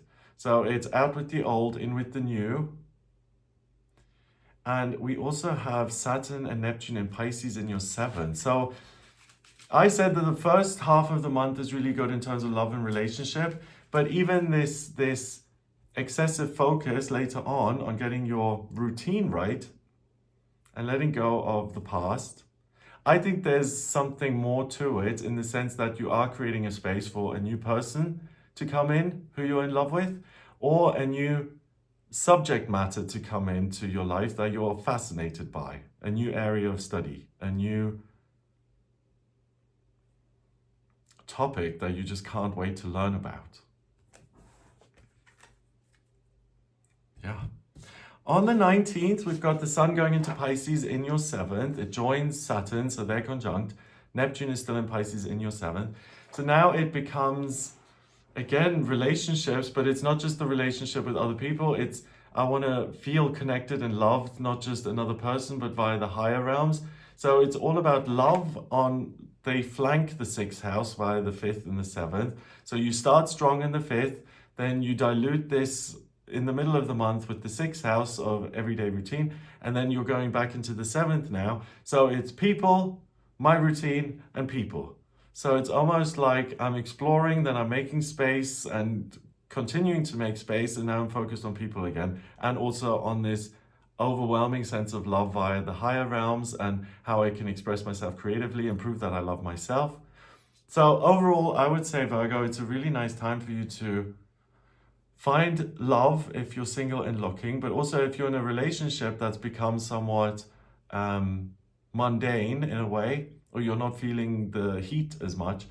It's a nice kind of month, an opportunity to reconnect with your partner and to see if you still have that energy between you. And if you just both become very busy, and that's why certain things have felt routine, you're able to get rid of that sense of we're just going through the motions, and you're able to reconnect spiritually, physically, emotionally, romantically, everything.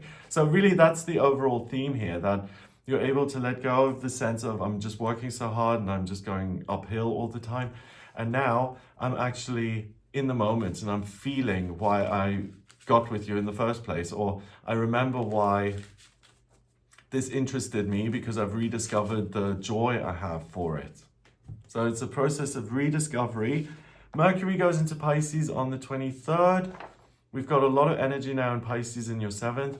So this is a sense of generosity and a willingness to open up and to expect the best.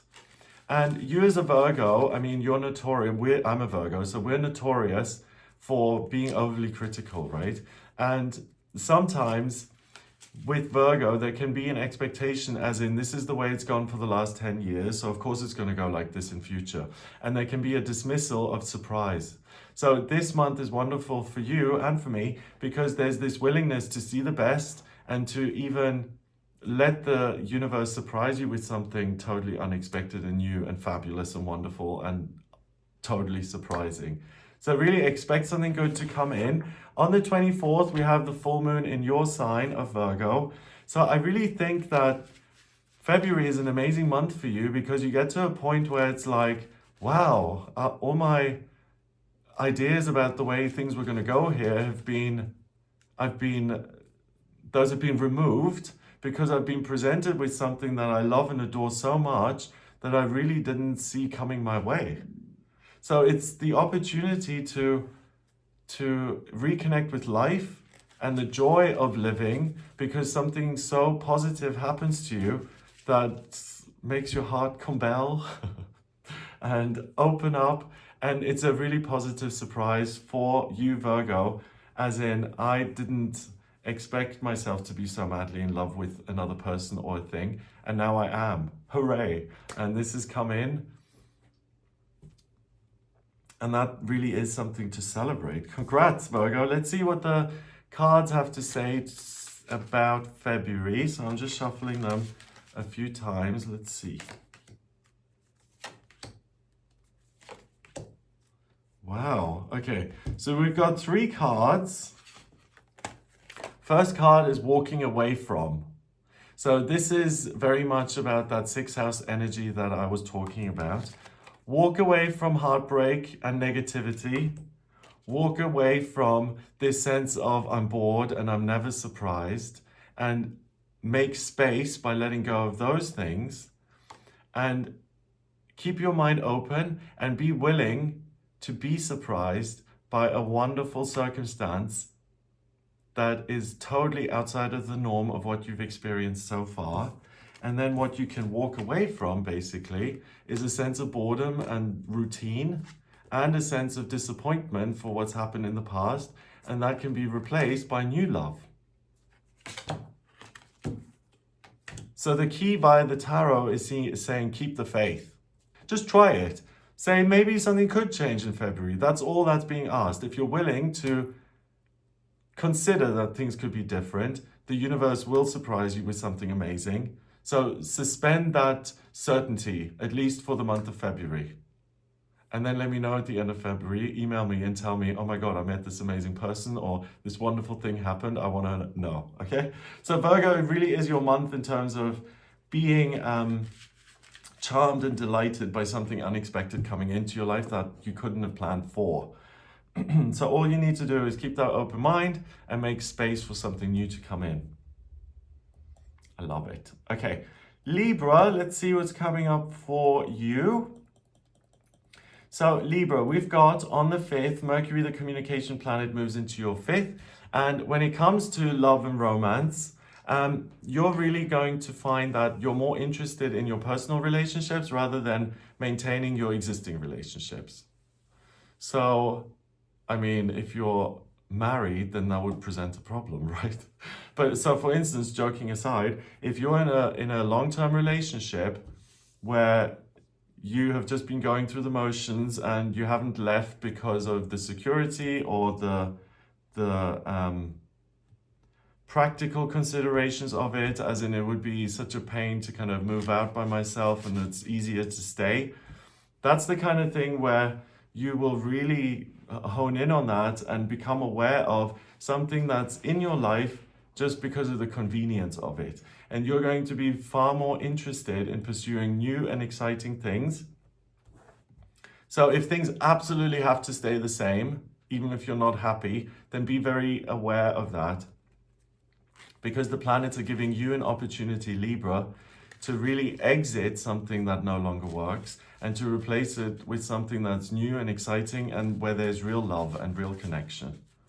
So that sense of the new gets stronger and stronger. So what I'm saying is, if you're trying to maintain the status quo for whatever reason, especially whatever practical reason, you're going to have to do a little bit of work here, because on a level where you're being influenced by the planets, they're really encouraging you to say, you don't need to live like this. You don't need to just do things which you're neutral about. You deserve love and happiness and freedom, in a sense that anything is possible. So if things absolutely have to remain the same, then you're going to have to grind your teeth a little bit and get through it. But if you do have the opportunity to change things, you're going to be given the confidence and the courage to say new things are possible, and I'm willing to consider those, and I'm willing to behave differently. On the 9th of February, we have the new moon in Aquarius happening in your 5th. So the universe, again, may surprise you with a new idea around something you love, or someone you love may appear. And it may be through some sort of area of your life where there's a lot of communication going on, or where you're being charitable and where you're helping, or where you're teaching, or where you're using your ideas and sharing them, it's likely that something more significant appears from within that activity. So make sure you're out and about, you're connecting with people, and you're sharing your truth, and you're allowing yourself to be supported and to be informed and to be educated. Either that in itself is going to bring up an almost forgotten sense of this is what I love, or there's a new love that comes in as a result of this momentum and this activity. On the 13th of February, we've also got Mars joining your 5th. And then on the 16th, we have Venus joining Mars in your 5th, in Aquarius.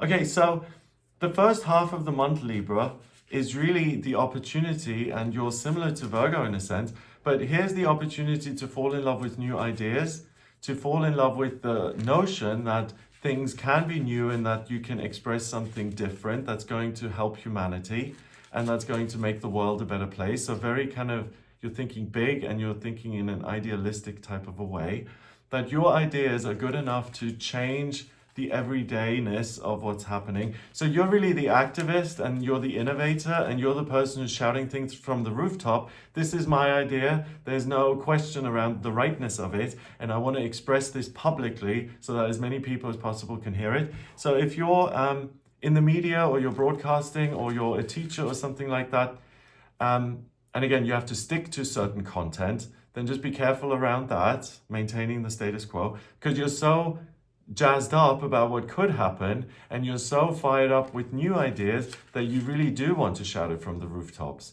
So if you have the luxury of saying what it is you want, or writing about what you want, or broadcasting what you like, then really throw yourself into it with careless abandon here in February, because you're not going to be stuck for words, you're not going to be stuck for ideas, and you're really focused on using your intellect and your voice to affect change for the greater whole. And again, through those positive activities, something loving can be returned to you, and a new foundation, a new structure can start to exist in your life.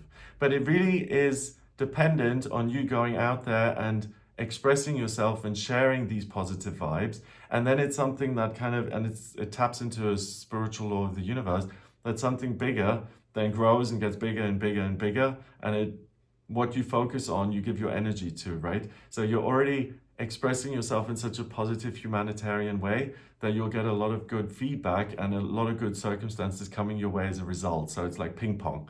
Good stuff bounces back to you as other good stuff. On the 19th of February, we've got the Sun going into Pisces in your 6th. Saturn is in Pisces in your 6th as well.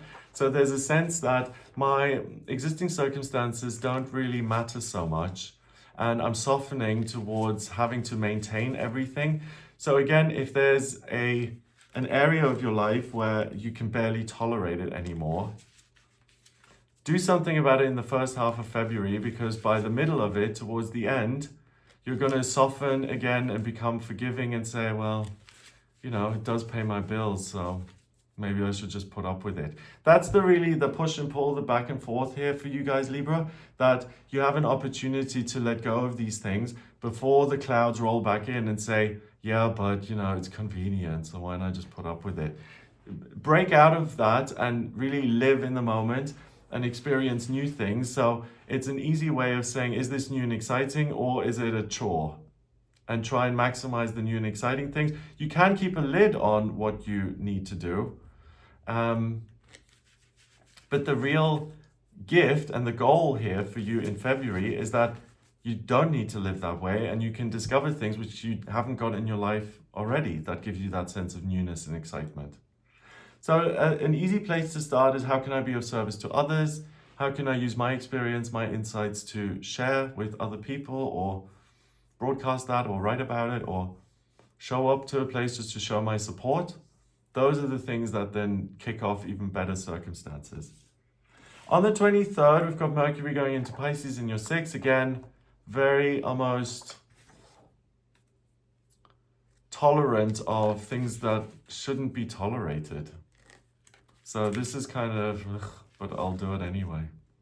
And I don't know about you, but I can certainly identify with that.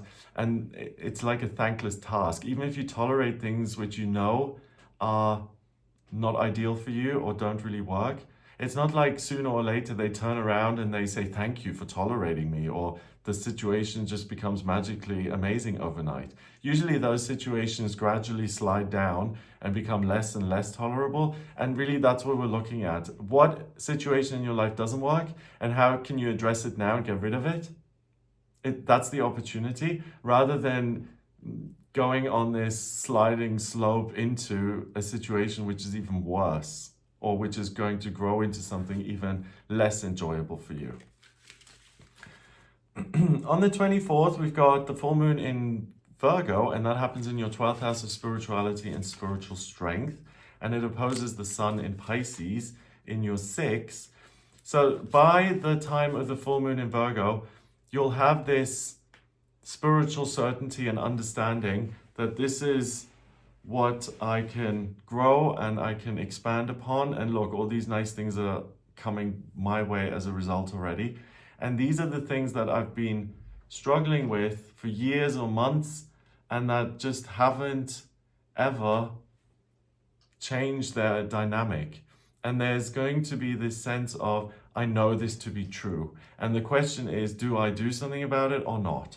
So I'm encouraging you to implement your insights and to act on your true feelings that really come across, and to not tolerate things that are boring or repetitive, and to say, I deserve to have love in my life and I deserve to have new experiences. Yes, of course, I'm going to have to go through certain things on a daily basis that everyone does. I have to buy my groceries and stuff. But really, if my entire day feels that way, then I don't need to tolerate that anymore. So Libra, I'm sorry, but I'm telling you to be less tolerant of situations that don't work for you. Give them the boot. The boot. Okay, let me just pull some cards for you. Let's see what the tarot has to say about February. Interesting. Okay, we've got the Four of Swords. So this sense of, yes, I'm contemplating and I've got the answer, but actually then doing something about it, even if it feels foolish. It's better to move ahead into something that's not guaranteed and unfamiliar than it is to just lie back and to wait for something to magically shift. And the encouragement via the tarot, you do have the power to move forward and to live your life purpose. You don't need to be in this place that feels meh. You don't need to. Yeah. Okay, let's move on to Scorpio. Hi, Scorpio. This is your forecast for February. Let's see how this is going to impact you guys. So let's have a look. Mercury, the communication planet, was in Capricorn in your 3rd. So you may have found that you've had really clear insights and a clear perspective on things. It goes into Aquarius on the 5th of February, and it moves into your 4th house, and it sits on your IC. So you may start to consider not just work and business and your ideas and how you can be productive. You may become very charitable towards the people who are nearest and dearest to you. You may want a lot of closeness, a lot of intimacy, a lot of time spent with your loved ones. And that continues and gets stronger and stronger until, well, first of all, it strengthens a lot on the 9th of February when we have the new moon in Aquarius in your 4th. So on the one hand, you will want to connect with your existing family and experience that sense of closeness. But there's also an opportunity to kind of start your chosen family and to make really new, long-term and significant, meaningful connections. So you have the opportunity here, Scorpio, to expand your support network and to really connect with people new and existing, but to gain more intimacy in those relationships, that so you feel like, do you know what, these people actually care about me. This is my group of people who, if there's an issue, I can rely on, I can pick on the phone, I can say, hey, how's it going? I just want to chat. And through that, you may be surprised that by reaching out to people, that a lot of the people in your life are going to be absolutely delighted to hear from you, and absolutely delighted that you are now prioritizing your relationships. So you could then argue, well, why didn't they pick up the phone and call me? There's this shift in the sense of you feel much more accessible. Other people who may have not been certain whether you wanted to hear from them every day or not, or every week or whenever, they are really going to be pleasantly surprised that you still do have this warmth for them, and that you're willing to connect, and that you just want to talk and share ideas and be part of their life, basically, and share your experiences. If you're a Scorpio who's just moved, you're like in a new city, or you've just been focused on work, you'll notice that your personal life becomes much more of a priority. And this is a fabulous month for you to really make those connections. So if you have just moved, to go out and to meet people, or if to take out the kids for the weekend because you've been so busy with work and you've been trying to get things squared off, whatever it may be. You're going to be less busy in February, and you have a lot more time and energy for these personal things in your life. And again, pay attention to the response you get, because it's almost like, wow, I'm so happy that the Scorpio in my life is back and is available to me. So you're very likely to get a positive response. So I'm just thinking how else you could maximize that and bank on it. So if people are happy to see you, and if you're a Scorpio who's single and you don't want to be, then connect with the people you're interested in and make the most of this positive response that you're likely to get. And even in other areas of your life, I would venture to say that if the response is likely to be good, then what situations are in your life where the deciding factor is, again, the reception you receive. So whether you and your partner are going to meet the in-laws for the first time, that would be a good idea. Even in more formal settings where you're trying to share a message or get your point across, and you're not quite sure how to present it, look into that. You just come across in a way that's much more open and generous, and therefore other people's response to you is going to be more open and generous. On the 13th of February, Mars ingresses into Aquarius, also on your IC. So again, I'm getting that the family and relationships. What's also a good idea is if you have a relationship that's undefined, to define it and to let the other person know that I do love you and do care for you, and why don't we get engaged, or why don't we move in together. So this is really the month for you, Scorpio, to solidify your relationships and to let other people know what you feel and what you have in mind for the relationship, what you see happening in future. You're not like this mysterious blank wall, and you want to reach out and connect. So if there are other people in your life who've been waiting for that, or you have this sense of, this person could use more clarity, and I get the sense that they're just reluctant to ask, use this to share your true feelings. Venus also goes into Aquarius on the 16th. So we've got a lot of Aquarian energy in your 4th house. So really, I don't think there's anything to warn you about when it comes to relationships. You've also got Jupiter and Uranus in your 7th and Taurus at the same time.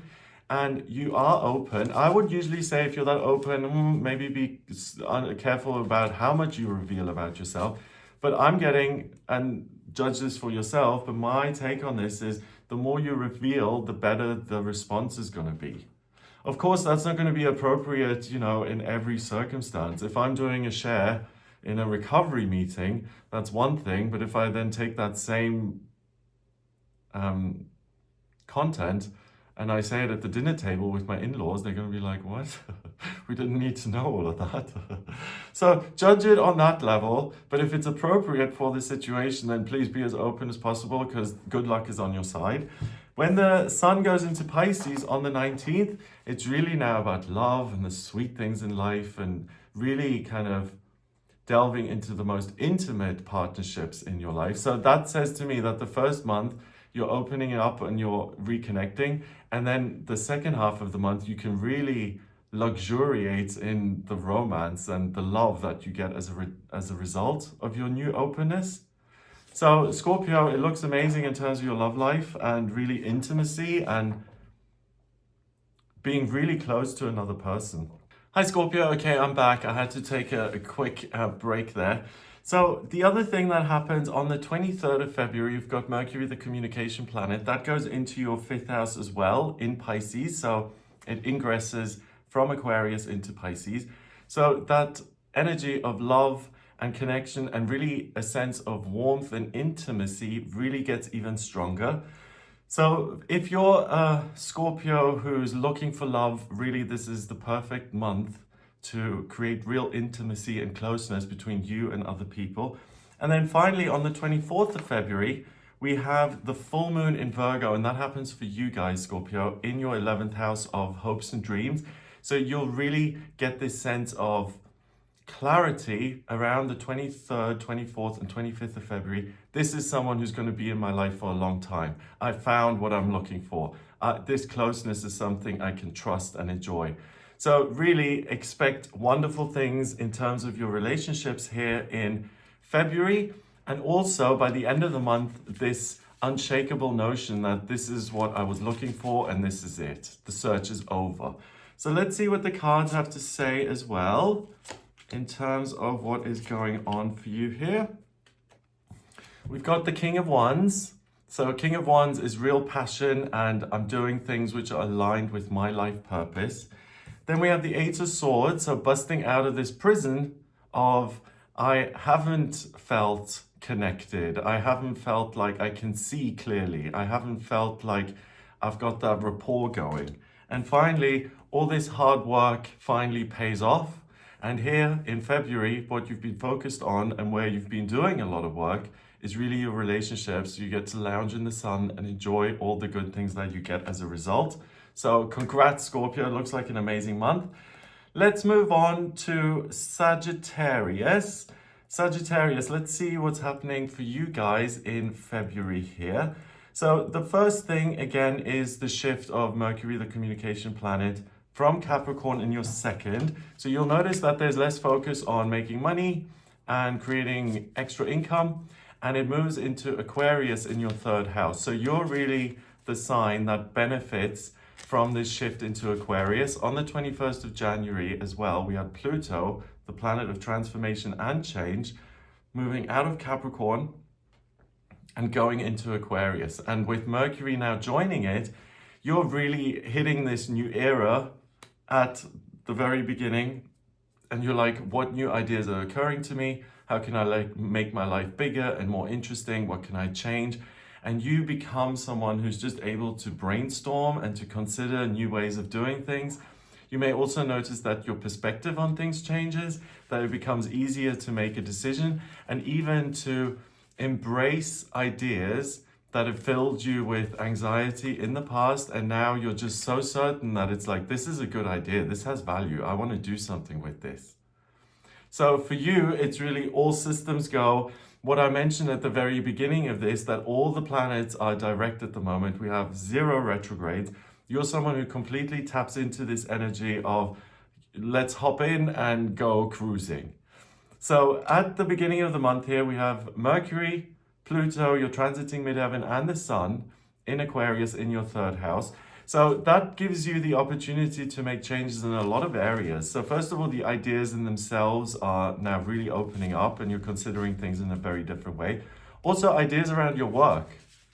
And my ideas are more important than the circumstances around me. So if I want to change my work, or if I want to move, or if I want to make changes, then I have permission to do that. And it's a good idea because I feel it to be a good idea. And that's more than enough. So you're someone who can really benefit on just giving yourself a little bit of time and space to consider what options are available to you at the moment, and then to see what draws your interest and to really pursue that and to go for it. That gets even stronger on the 9th of February when we have the new moon in Aquarius happening in your 3rd.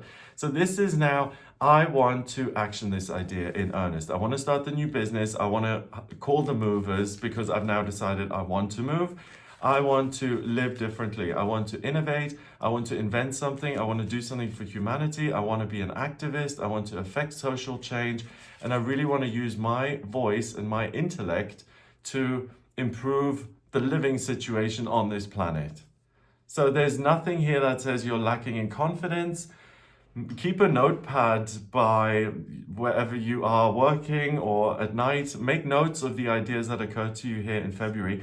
They're going to be really valuable, and valuable in the sense that you feel good about them, but also valuable in the actual implementation of the ideas, the outcome and the effects those ideas have on other people's lives can be really dramatic. So make sure you have a word with yourself, so to speak, and that you take note of what occurs to you. On the 13th of February, we have Mars, the planet of masculinity and drive. That also goes into Aquarius. And then a few days later on the 16th, Venus, the female principle, love and beauty, creativity, they all go into Aquarius in your third house. So the first half of the month here is very much about I'm ready to go. I'm ready to take this thing that I've been considering for a while. I'm ready to make it happen and to tell a lot of people about it. So the only thing that I would warn you about with that then is if there's an idea that needs to be kept secret, for instance, for a new business, and it could be stolen by someone, keep a real lid on that, because you're going to be very open and very willing to get going and to share things. And if there's a need to reach a great audience, like if you want to publish something, or if you need a kind of audience to make things happen, if you want to create pressure for a particular cause, those are the things you find very easy. So it's your place in the world and your place in society and your ability to affect change through your ideas. That is what's very supported here. On the 19th, we've got the sun going into Pisces, and that now goes into your fourth. So the focus shifts a little bit from the public, and you focus on the domestic side of your life. And you want to be nurtured and supported by people who care about you. And it's kind of like, I've been out for the first 19 days of the month. I've been in business, and I've had the megaphone, and I've been sharing my message, and I've been protesting, all of those kind of things, or I've been registering the new ideas or submitting the proposal. And now it's time to kind of hibernate a little bit. I want to pull back, and I want to just let other people love me and support me. So it's almost like a month of two halves where you're very, very active, and then you're recharging your batteries from the 19th onwards. On the 23rd, Mercury, the communication planet, changes signs again, and it goes into Pisces as well, and it sits on your IC, so your roots. So I'm really interested in what nurtures me the most. And it's kind of interesting that we've got such a massive flip for you guys, because it's almost like I've been talking so much, and now I just want to listen, and I want to be loved and supported, and I want something that's gentle. And the next day, on the 24th of February, we have a full moon in Virgo, and that happens in your 10th house, which is really interesting, because the talking that you've done publicly has been to inform others. But now letting other people love you and support you from the 19th onwards, and just kind of turning the dial down a little bit on your energy levels. One, it recharges your batteries in terms of, I know that other people support me, but also it's an opportunity for now people in your inner circle to share ideas with you that then give you a clue and an insight into what you can do when it comes to your work and your career, and how you can link all three of these things. So how can I take my new ideas and the connections I've made? How can I identify the people who I most identify with and who have been most supportive? And even how, as a unit now, could we create some sort of group situation, like an organization that we could start, or maybe we could start our own business, but it's about not just me, it's about the group. So all the talking and all the listening, it really pays off here by the end of the month, and it kind of combines as something really concrete and practical that you can build in a real life sense. That's interesting. So if you're someone who runs a business and you've got a lot of employees, this is a good time for like a weekend retreat, or like a continued professional development thing. Or if you believe in a cause and you want other people to back you up and to be a part of it, to create some sort of an organization, perfect. If you have, in a less connective way, if you've got a very public life and then you've got a very private life, how can you find more balance between the two? It's by talking to people who know you best and being willing to listen to their insights and then actioning those to create more stability in your working life and in your home life. So basically what I'm trying to say for you, Sagittarius, you're able to even the scales out a little bit. If at one time they're like this, other times they're like this, you're able to find a solution within all of this to create more of an even keel here for yourself so that it doesn't feel as jarring. Interesting. Okay, so let's see what the cards have to say for February for you guys, Sagittarius. Oh, okay. The cards are putting a different spin on this. 3 of Swords is heartbreak, loss, betrayal. 8 of Swords is really being in a bad position where you don't feel free. And this is something I was contemplating as I was talking about the first half of the month and then the final part of the month. The first part of the month where you're so public and then you kind of retreat a little bit and you let yourself be loved. What I was thinking about as I was talking is often that can happen is if I'm talking about something and it doesn't go down very well, as in the public response isn't good and I get a lot of negative comments, then it makes sense for me to retreat and to be around people who love me, right? Because it was a negative experience. I want to balance that out by having people who support me, regardless of what I said. Or if you've tried to submit the manuscript or you've kind of done something similar with ideas and you haven't got the outcome that you wanted, again, it makes sense to retreat to what is familiar and what is safe in order to recharge your batteries and to feel okay about that. The final card that we've got is the High Priestess. So it's important to still express yourself and your ideas while maintaining secrecy for things that could be hijacked, right? Because this whole process, that you're going to learn a lot from this. You're going to learn that these are my ideas. And then as a result of the way you feel, you will get something in return, whether it's the negative comments or whether it's people in your inner circle allowing to love you and being more willing to listen to them. The High Priestess is about receiving and not taking action and finding meaning and answers either from the higher realms or something that you're listening to or someone you're listening to, or just feeling the love. And it's important that you have this night and day experience because out of the negatives, really valuable answers will come that you can then implement to create more stability in future, to build something solid with a group of people. But it's important that you go through this night and day experience to get to the wonderful ideas. So with this, I would then say, before you express your innovations and you do all the activism and things, make sure that it's done in an appropriate setting and that you consider what is the outcome here that is less than ideal, as well as considering the ideal outcome. Because you'll get as much useful info from the negative outcome as you would from the positive, and it's important to do it anyway. If you want to receive these kind of High Priestess messages that give you real answers to future concerns. And that is what's going to allow you to build structure in earnest. So for instance, let's say you're protesting some cause, right? And you go and you get arrested because it wasn't legal to protest in this area. Then you're released and you go home and people support you. As a result of that experience, you find out how the protest can be done in a more effective way where it reaches more people and where you don't get the intervention from the law. Or you publish something that you really care about and you get a negative response or a response that says, hang on, we actually see the value in what you're saying, but certain things are incorrect.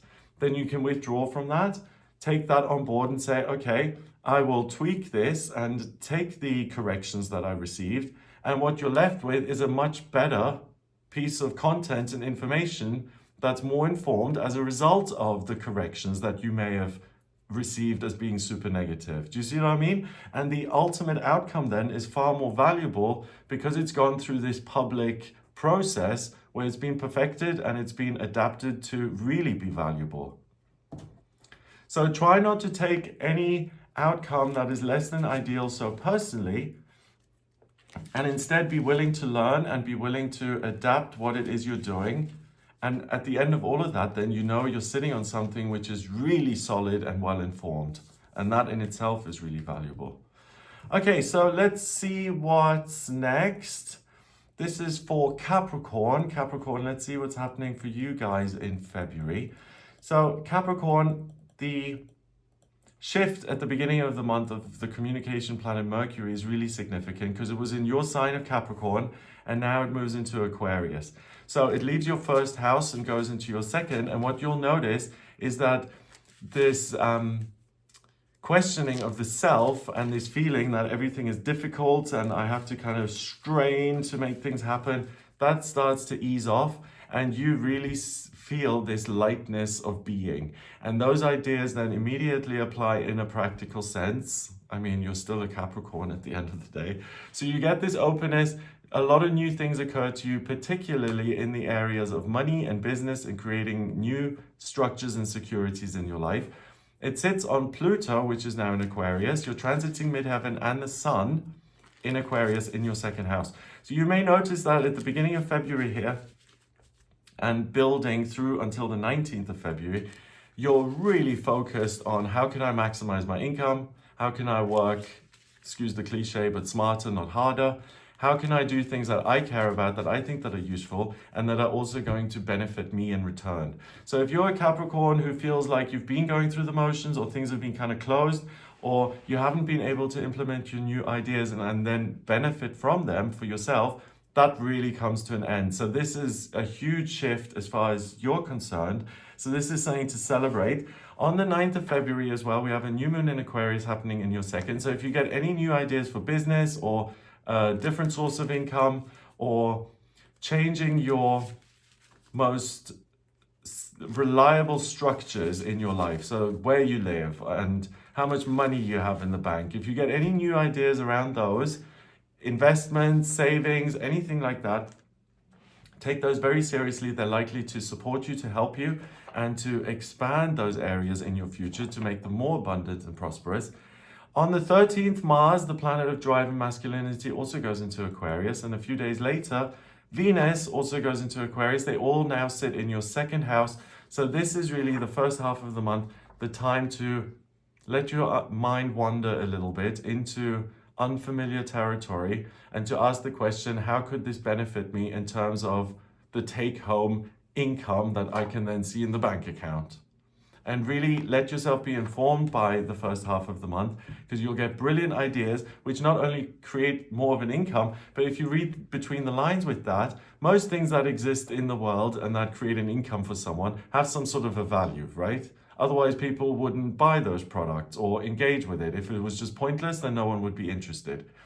So the likelihood is that you come up with things that benefit not only you, but everyone else around you, your customers, the new business that occurs to you, or the different way of creating security is a good one. Please take it seriously.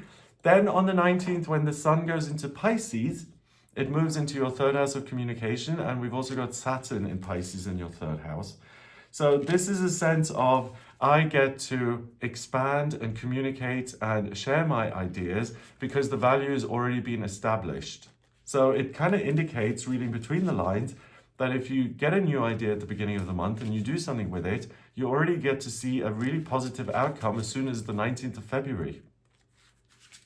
And that people are either listening to what you're saying or that you get a positive response from company's house who have now processed your application and the business is established. Whatever it may be, there's a very quick turnaround here in February. So do as much as you can in this area of money and income and business until really all the way up until the 19th, and expect results to come in really, really quickly. On the 23rd of February, the communication planet Mercury also goes into Pisces in your third. And there's really a sense of, I only want to pursue things which are going to have a positive impact. And again, reading between the lines, which I have to do for your sign this month, which is interesting because I haven't had to do that for the other signs. So one, I'm getting that pay attention to the details. Because behind the scenes, what you're doing is, I only want to do things which are going to have a positive impact and influence on the world and other people. And you may say that I'm a little naive, but again, in my experience, those are the things that are then going to be most fulfilling for you as the person who's originated the ideas, but also in terms of the business model and the income, it's money that you can then be proud of because it's making a genuine difference.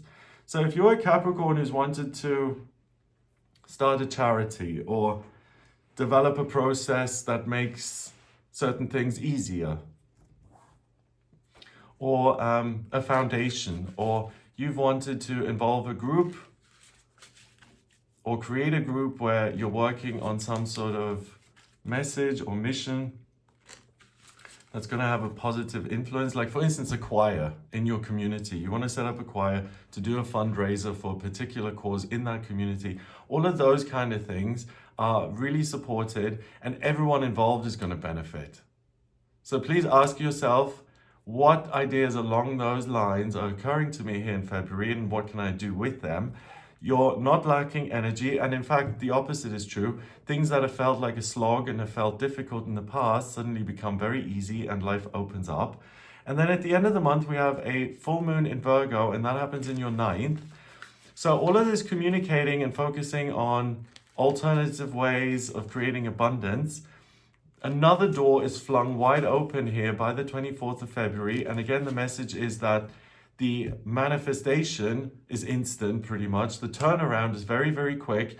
And if you decide to implement certain ideas, you're going to get a very positive response, and the world really opens up via other institutions, via other people, business partners, companies who want to work with you. It really is a message for you guys, Capricorn, that February is your month to make things happen in those kind of work-related areas, particularly if you're running the show. If you have freedom within what you're trying to implement and do, you're going to be received with open arms. Yeah. So that looks amazing. Wow. So if you're a Capricorn who has any kind of notion that I want to change the way I create money or my circumstances, wow. The cards are saying something very similar. We've got the 7 of Pentacles, which is really literally, in this case, plucking money from trees. So it's highlighting that notion that if you do something about it, the response is going to be overwhelmingly positive.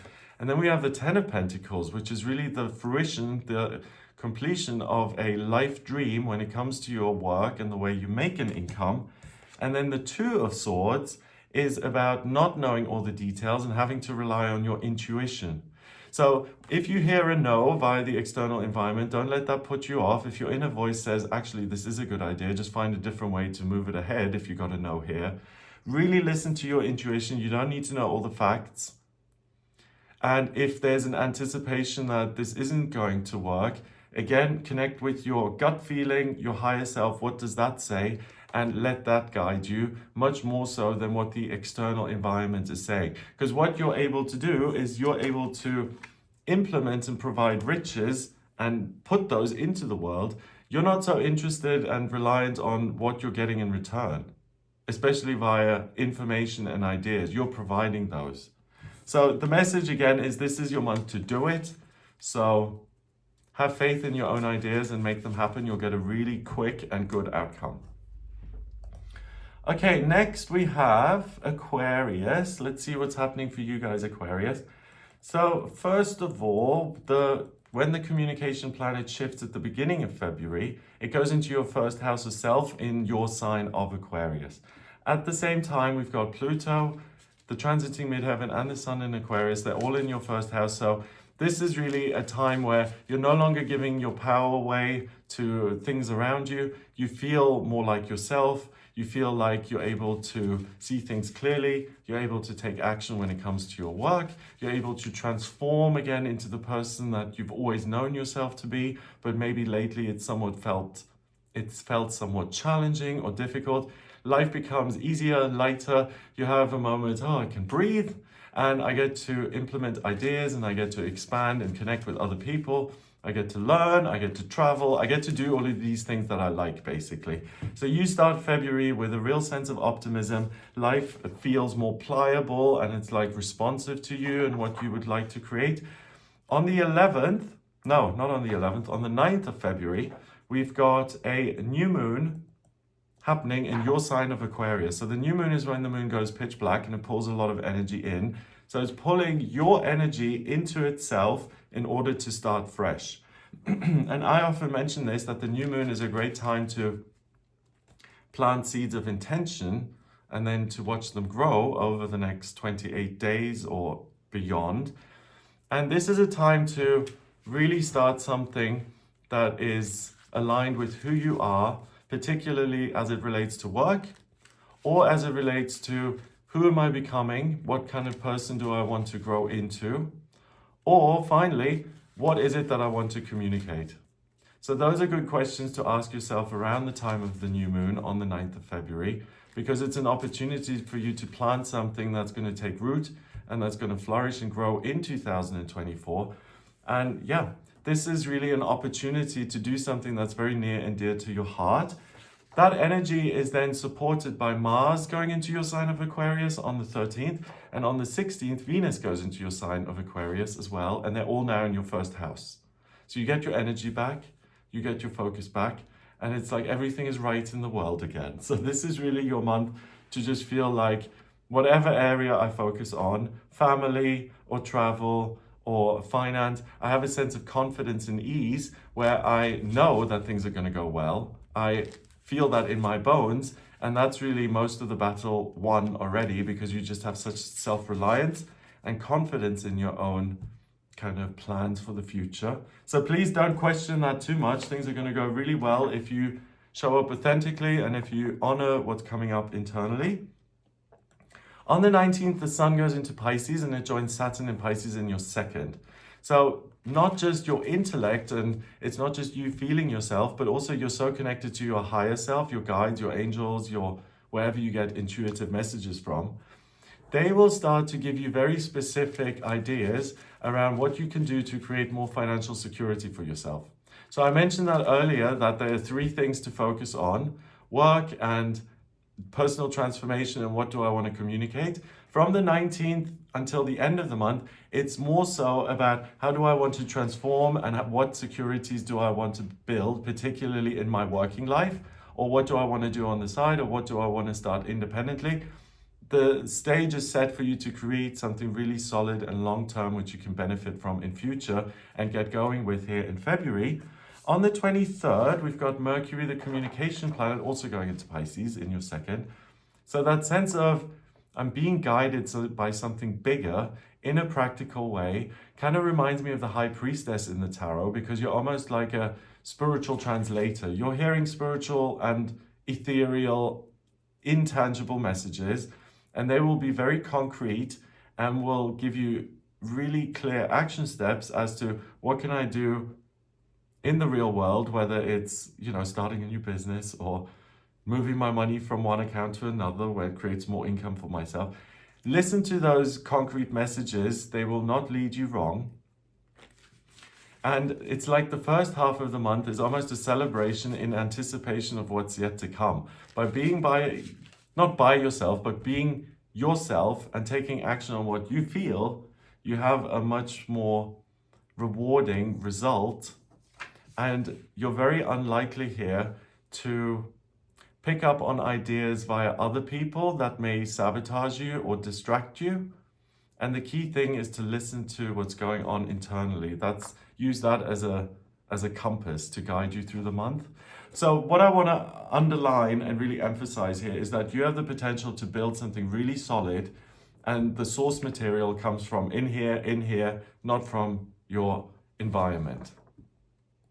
So with that said, you can spend a lot of time doing things, and you don't have to waste a lot of time getting advice or reading up on things or educating yourself around things. You already have the specific concrete guidance, and that's more than enough to make this happen.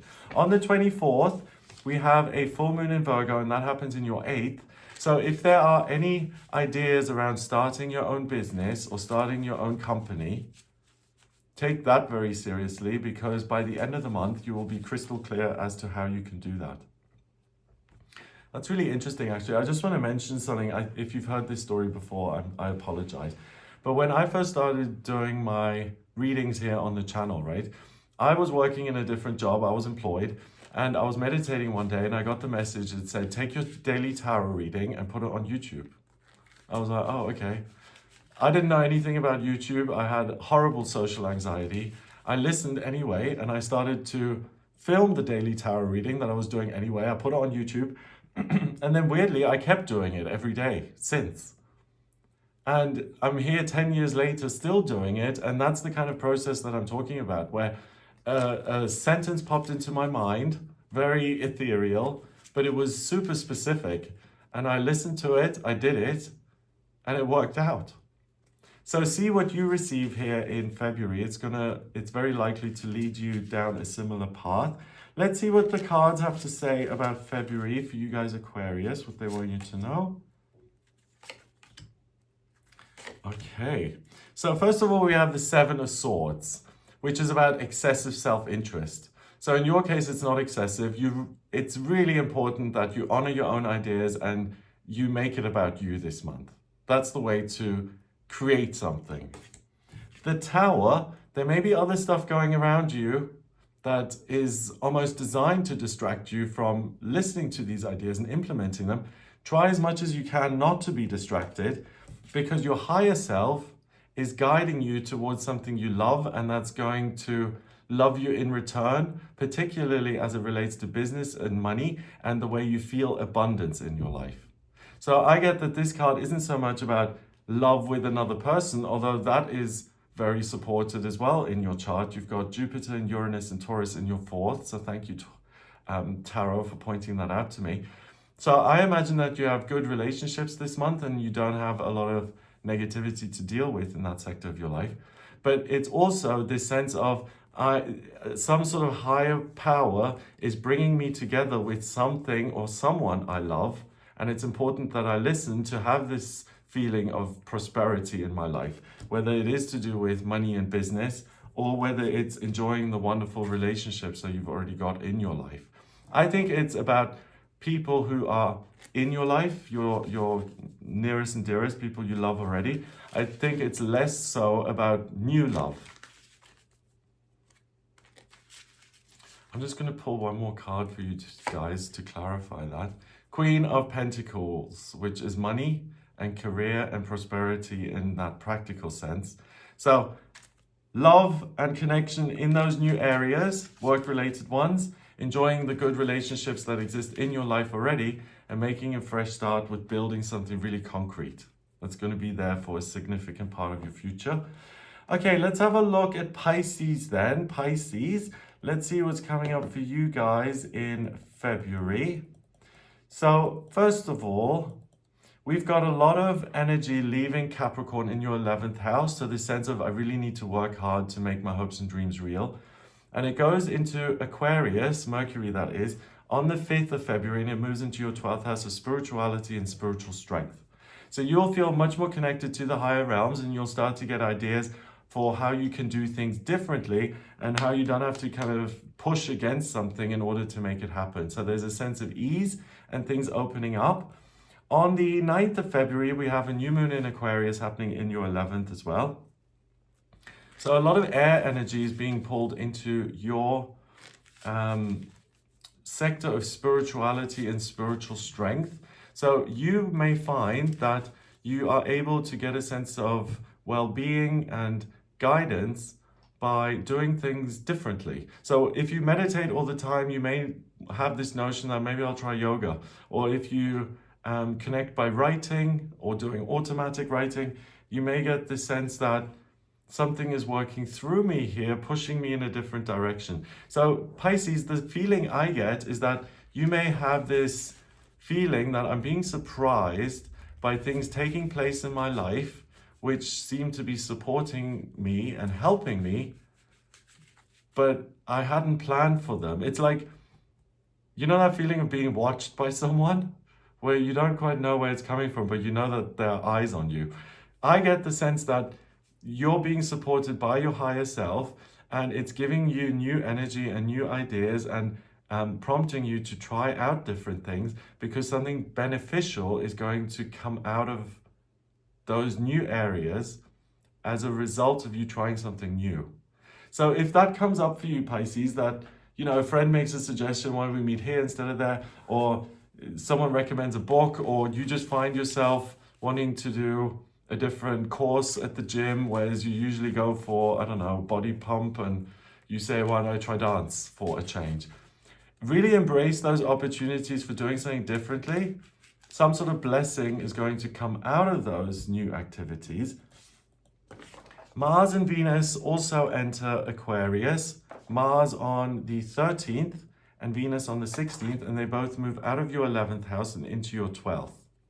So there's a sense of something is being born here without me really focusing on it or making a particular plan. Some sort of benevolent force is taking interest in my life and is taking me to directions where something good is going to occur as a result. So it's almost like the universe is being of service to you. I don't know about you, but in my experience, these have been the most satisfying things when I just feel like at the back of my mind, something's prompting me to do things in a particular way. And I'm like, okay, I don't quite understand this, but I'm going to honor it. I'm going to listen to it. And then you end up somewhere that you never expected to.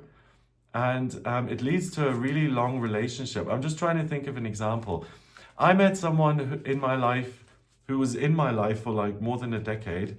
I was at a convention and something told me, go up and talk to this person.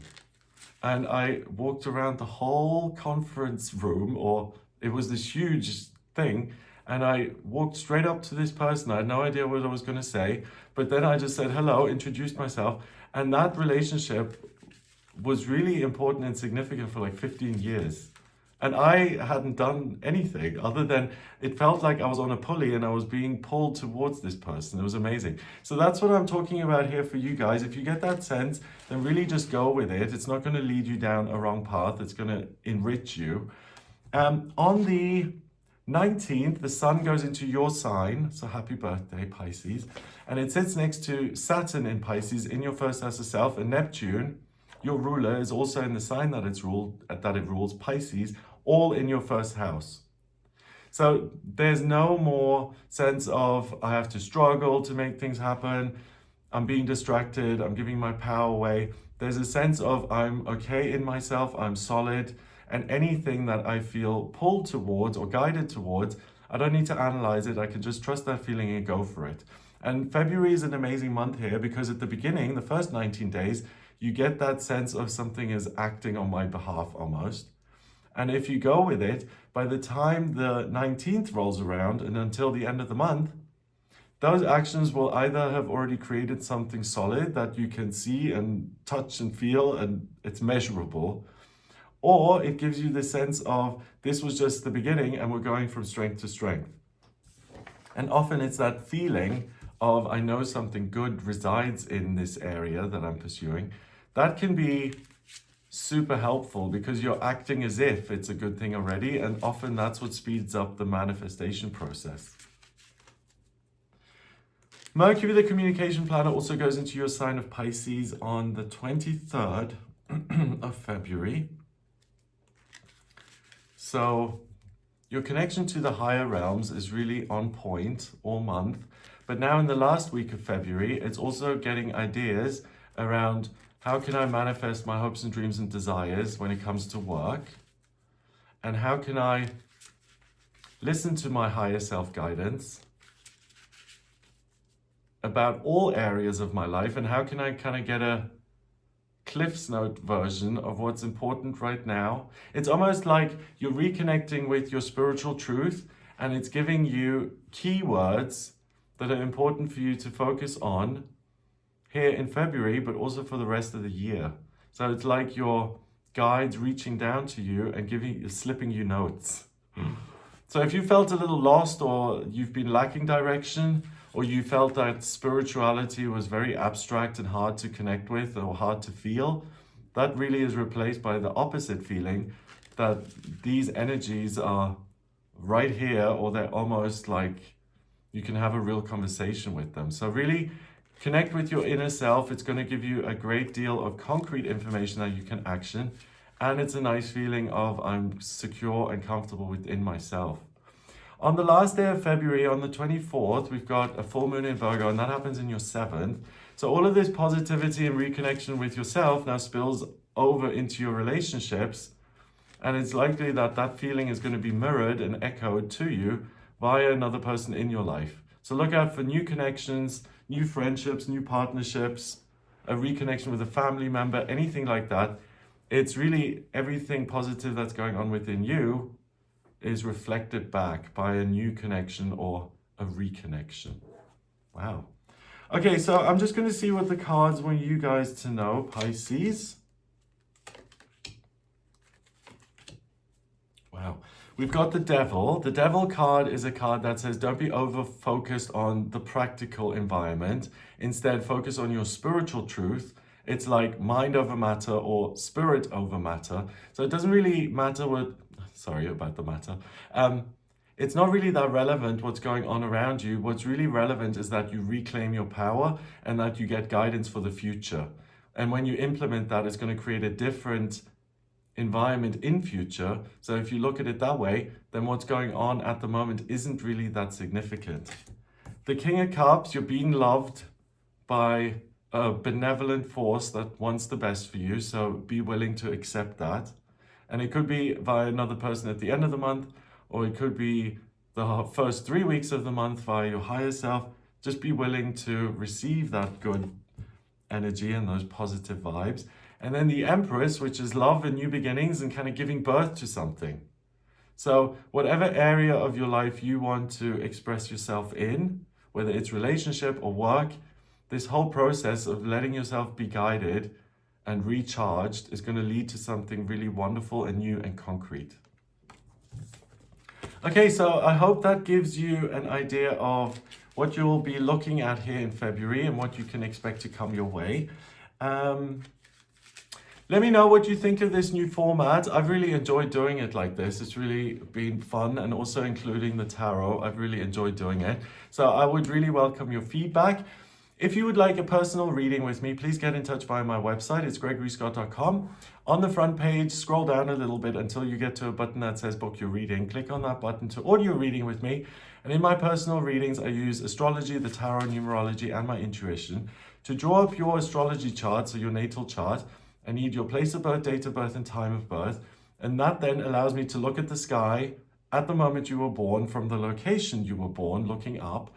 And that really tells me a great deal about you. So if you have questions around your life purpose or what's coming up in future, I look at the transits for that. What specific locations in the world would work for you and which ones wouldn't? I look at astrocartography for that.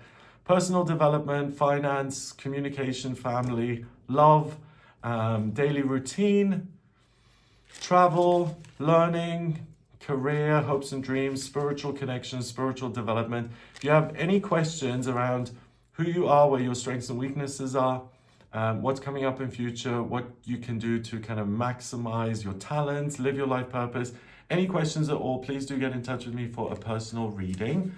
Check out some of my other videos. I do a video on the new moon and the full moon every month, and also the eclipses coming up in March. We've got the first one. I also do a daily tarot reading on the channel, so if you're interested in that, check that out. Oh, and I'm also teaching the tarot, and I'm doing that live over Zoom over an 8-week period. So if you'd like to learn the tarot live with me, then check out the website, gregoryscott.com. You'll find all the information on that there. And I'm planning to start it on the 27th of January, so if you'd like to be a part of that, then please sign up. What else do? I do usually a monthly horoscope, but that's as this one video this month. So let me know what you think. And that's it. So I hope this has been useful. I hope it's given you something to go on. If you have any questions, please do get in touch. Have a fabulous February, and I'll speak to you soon. All the best.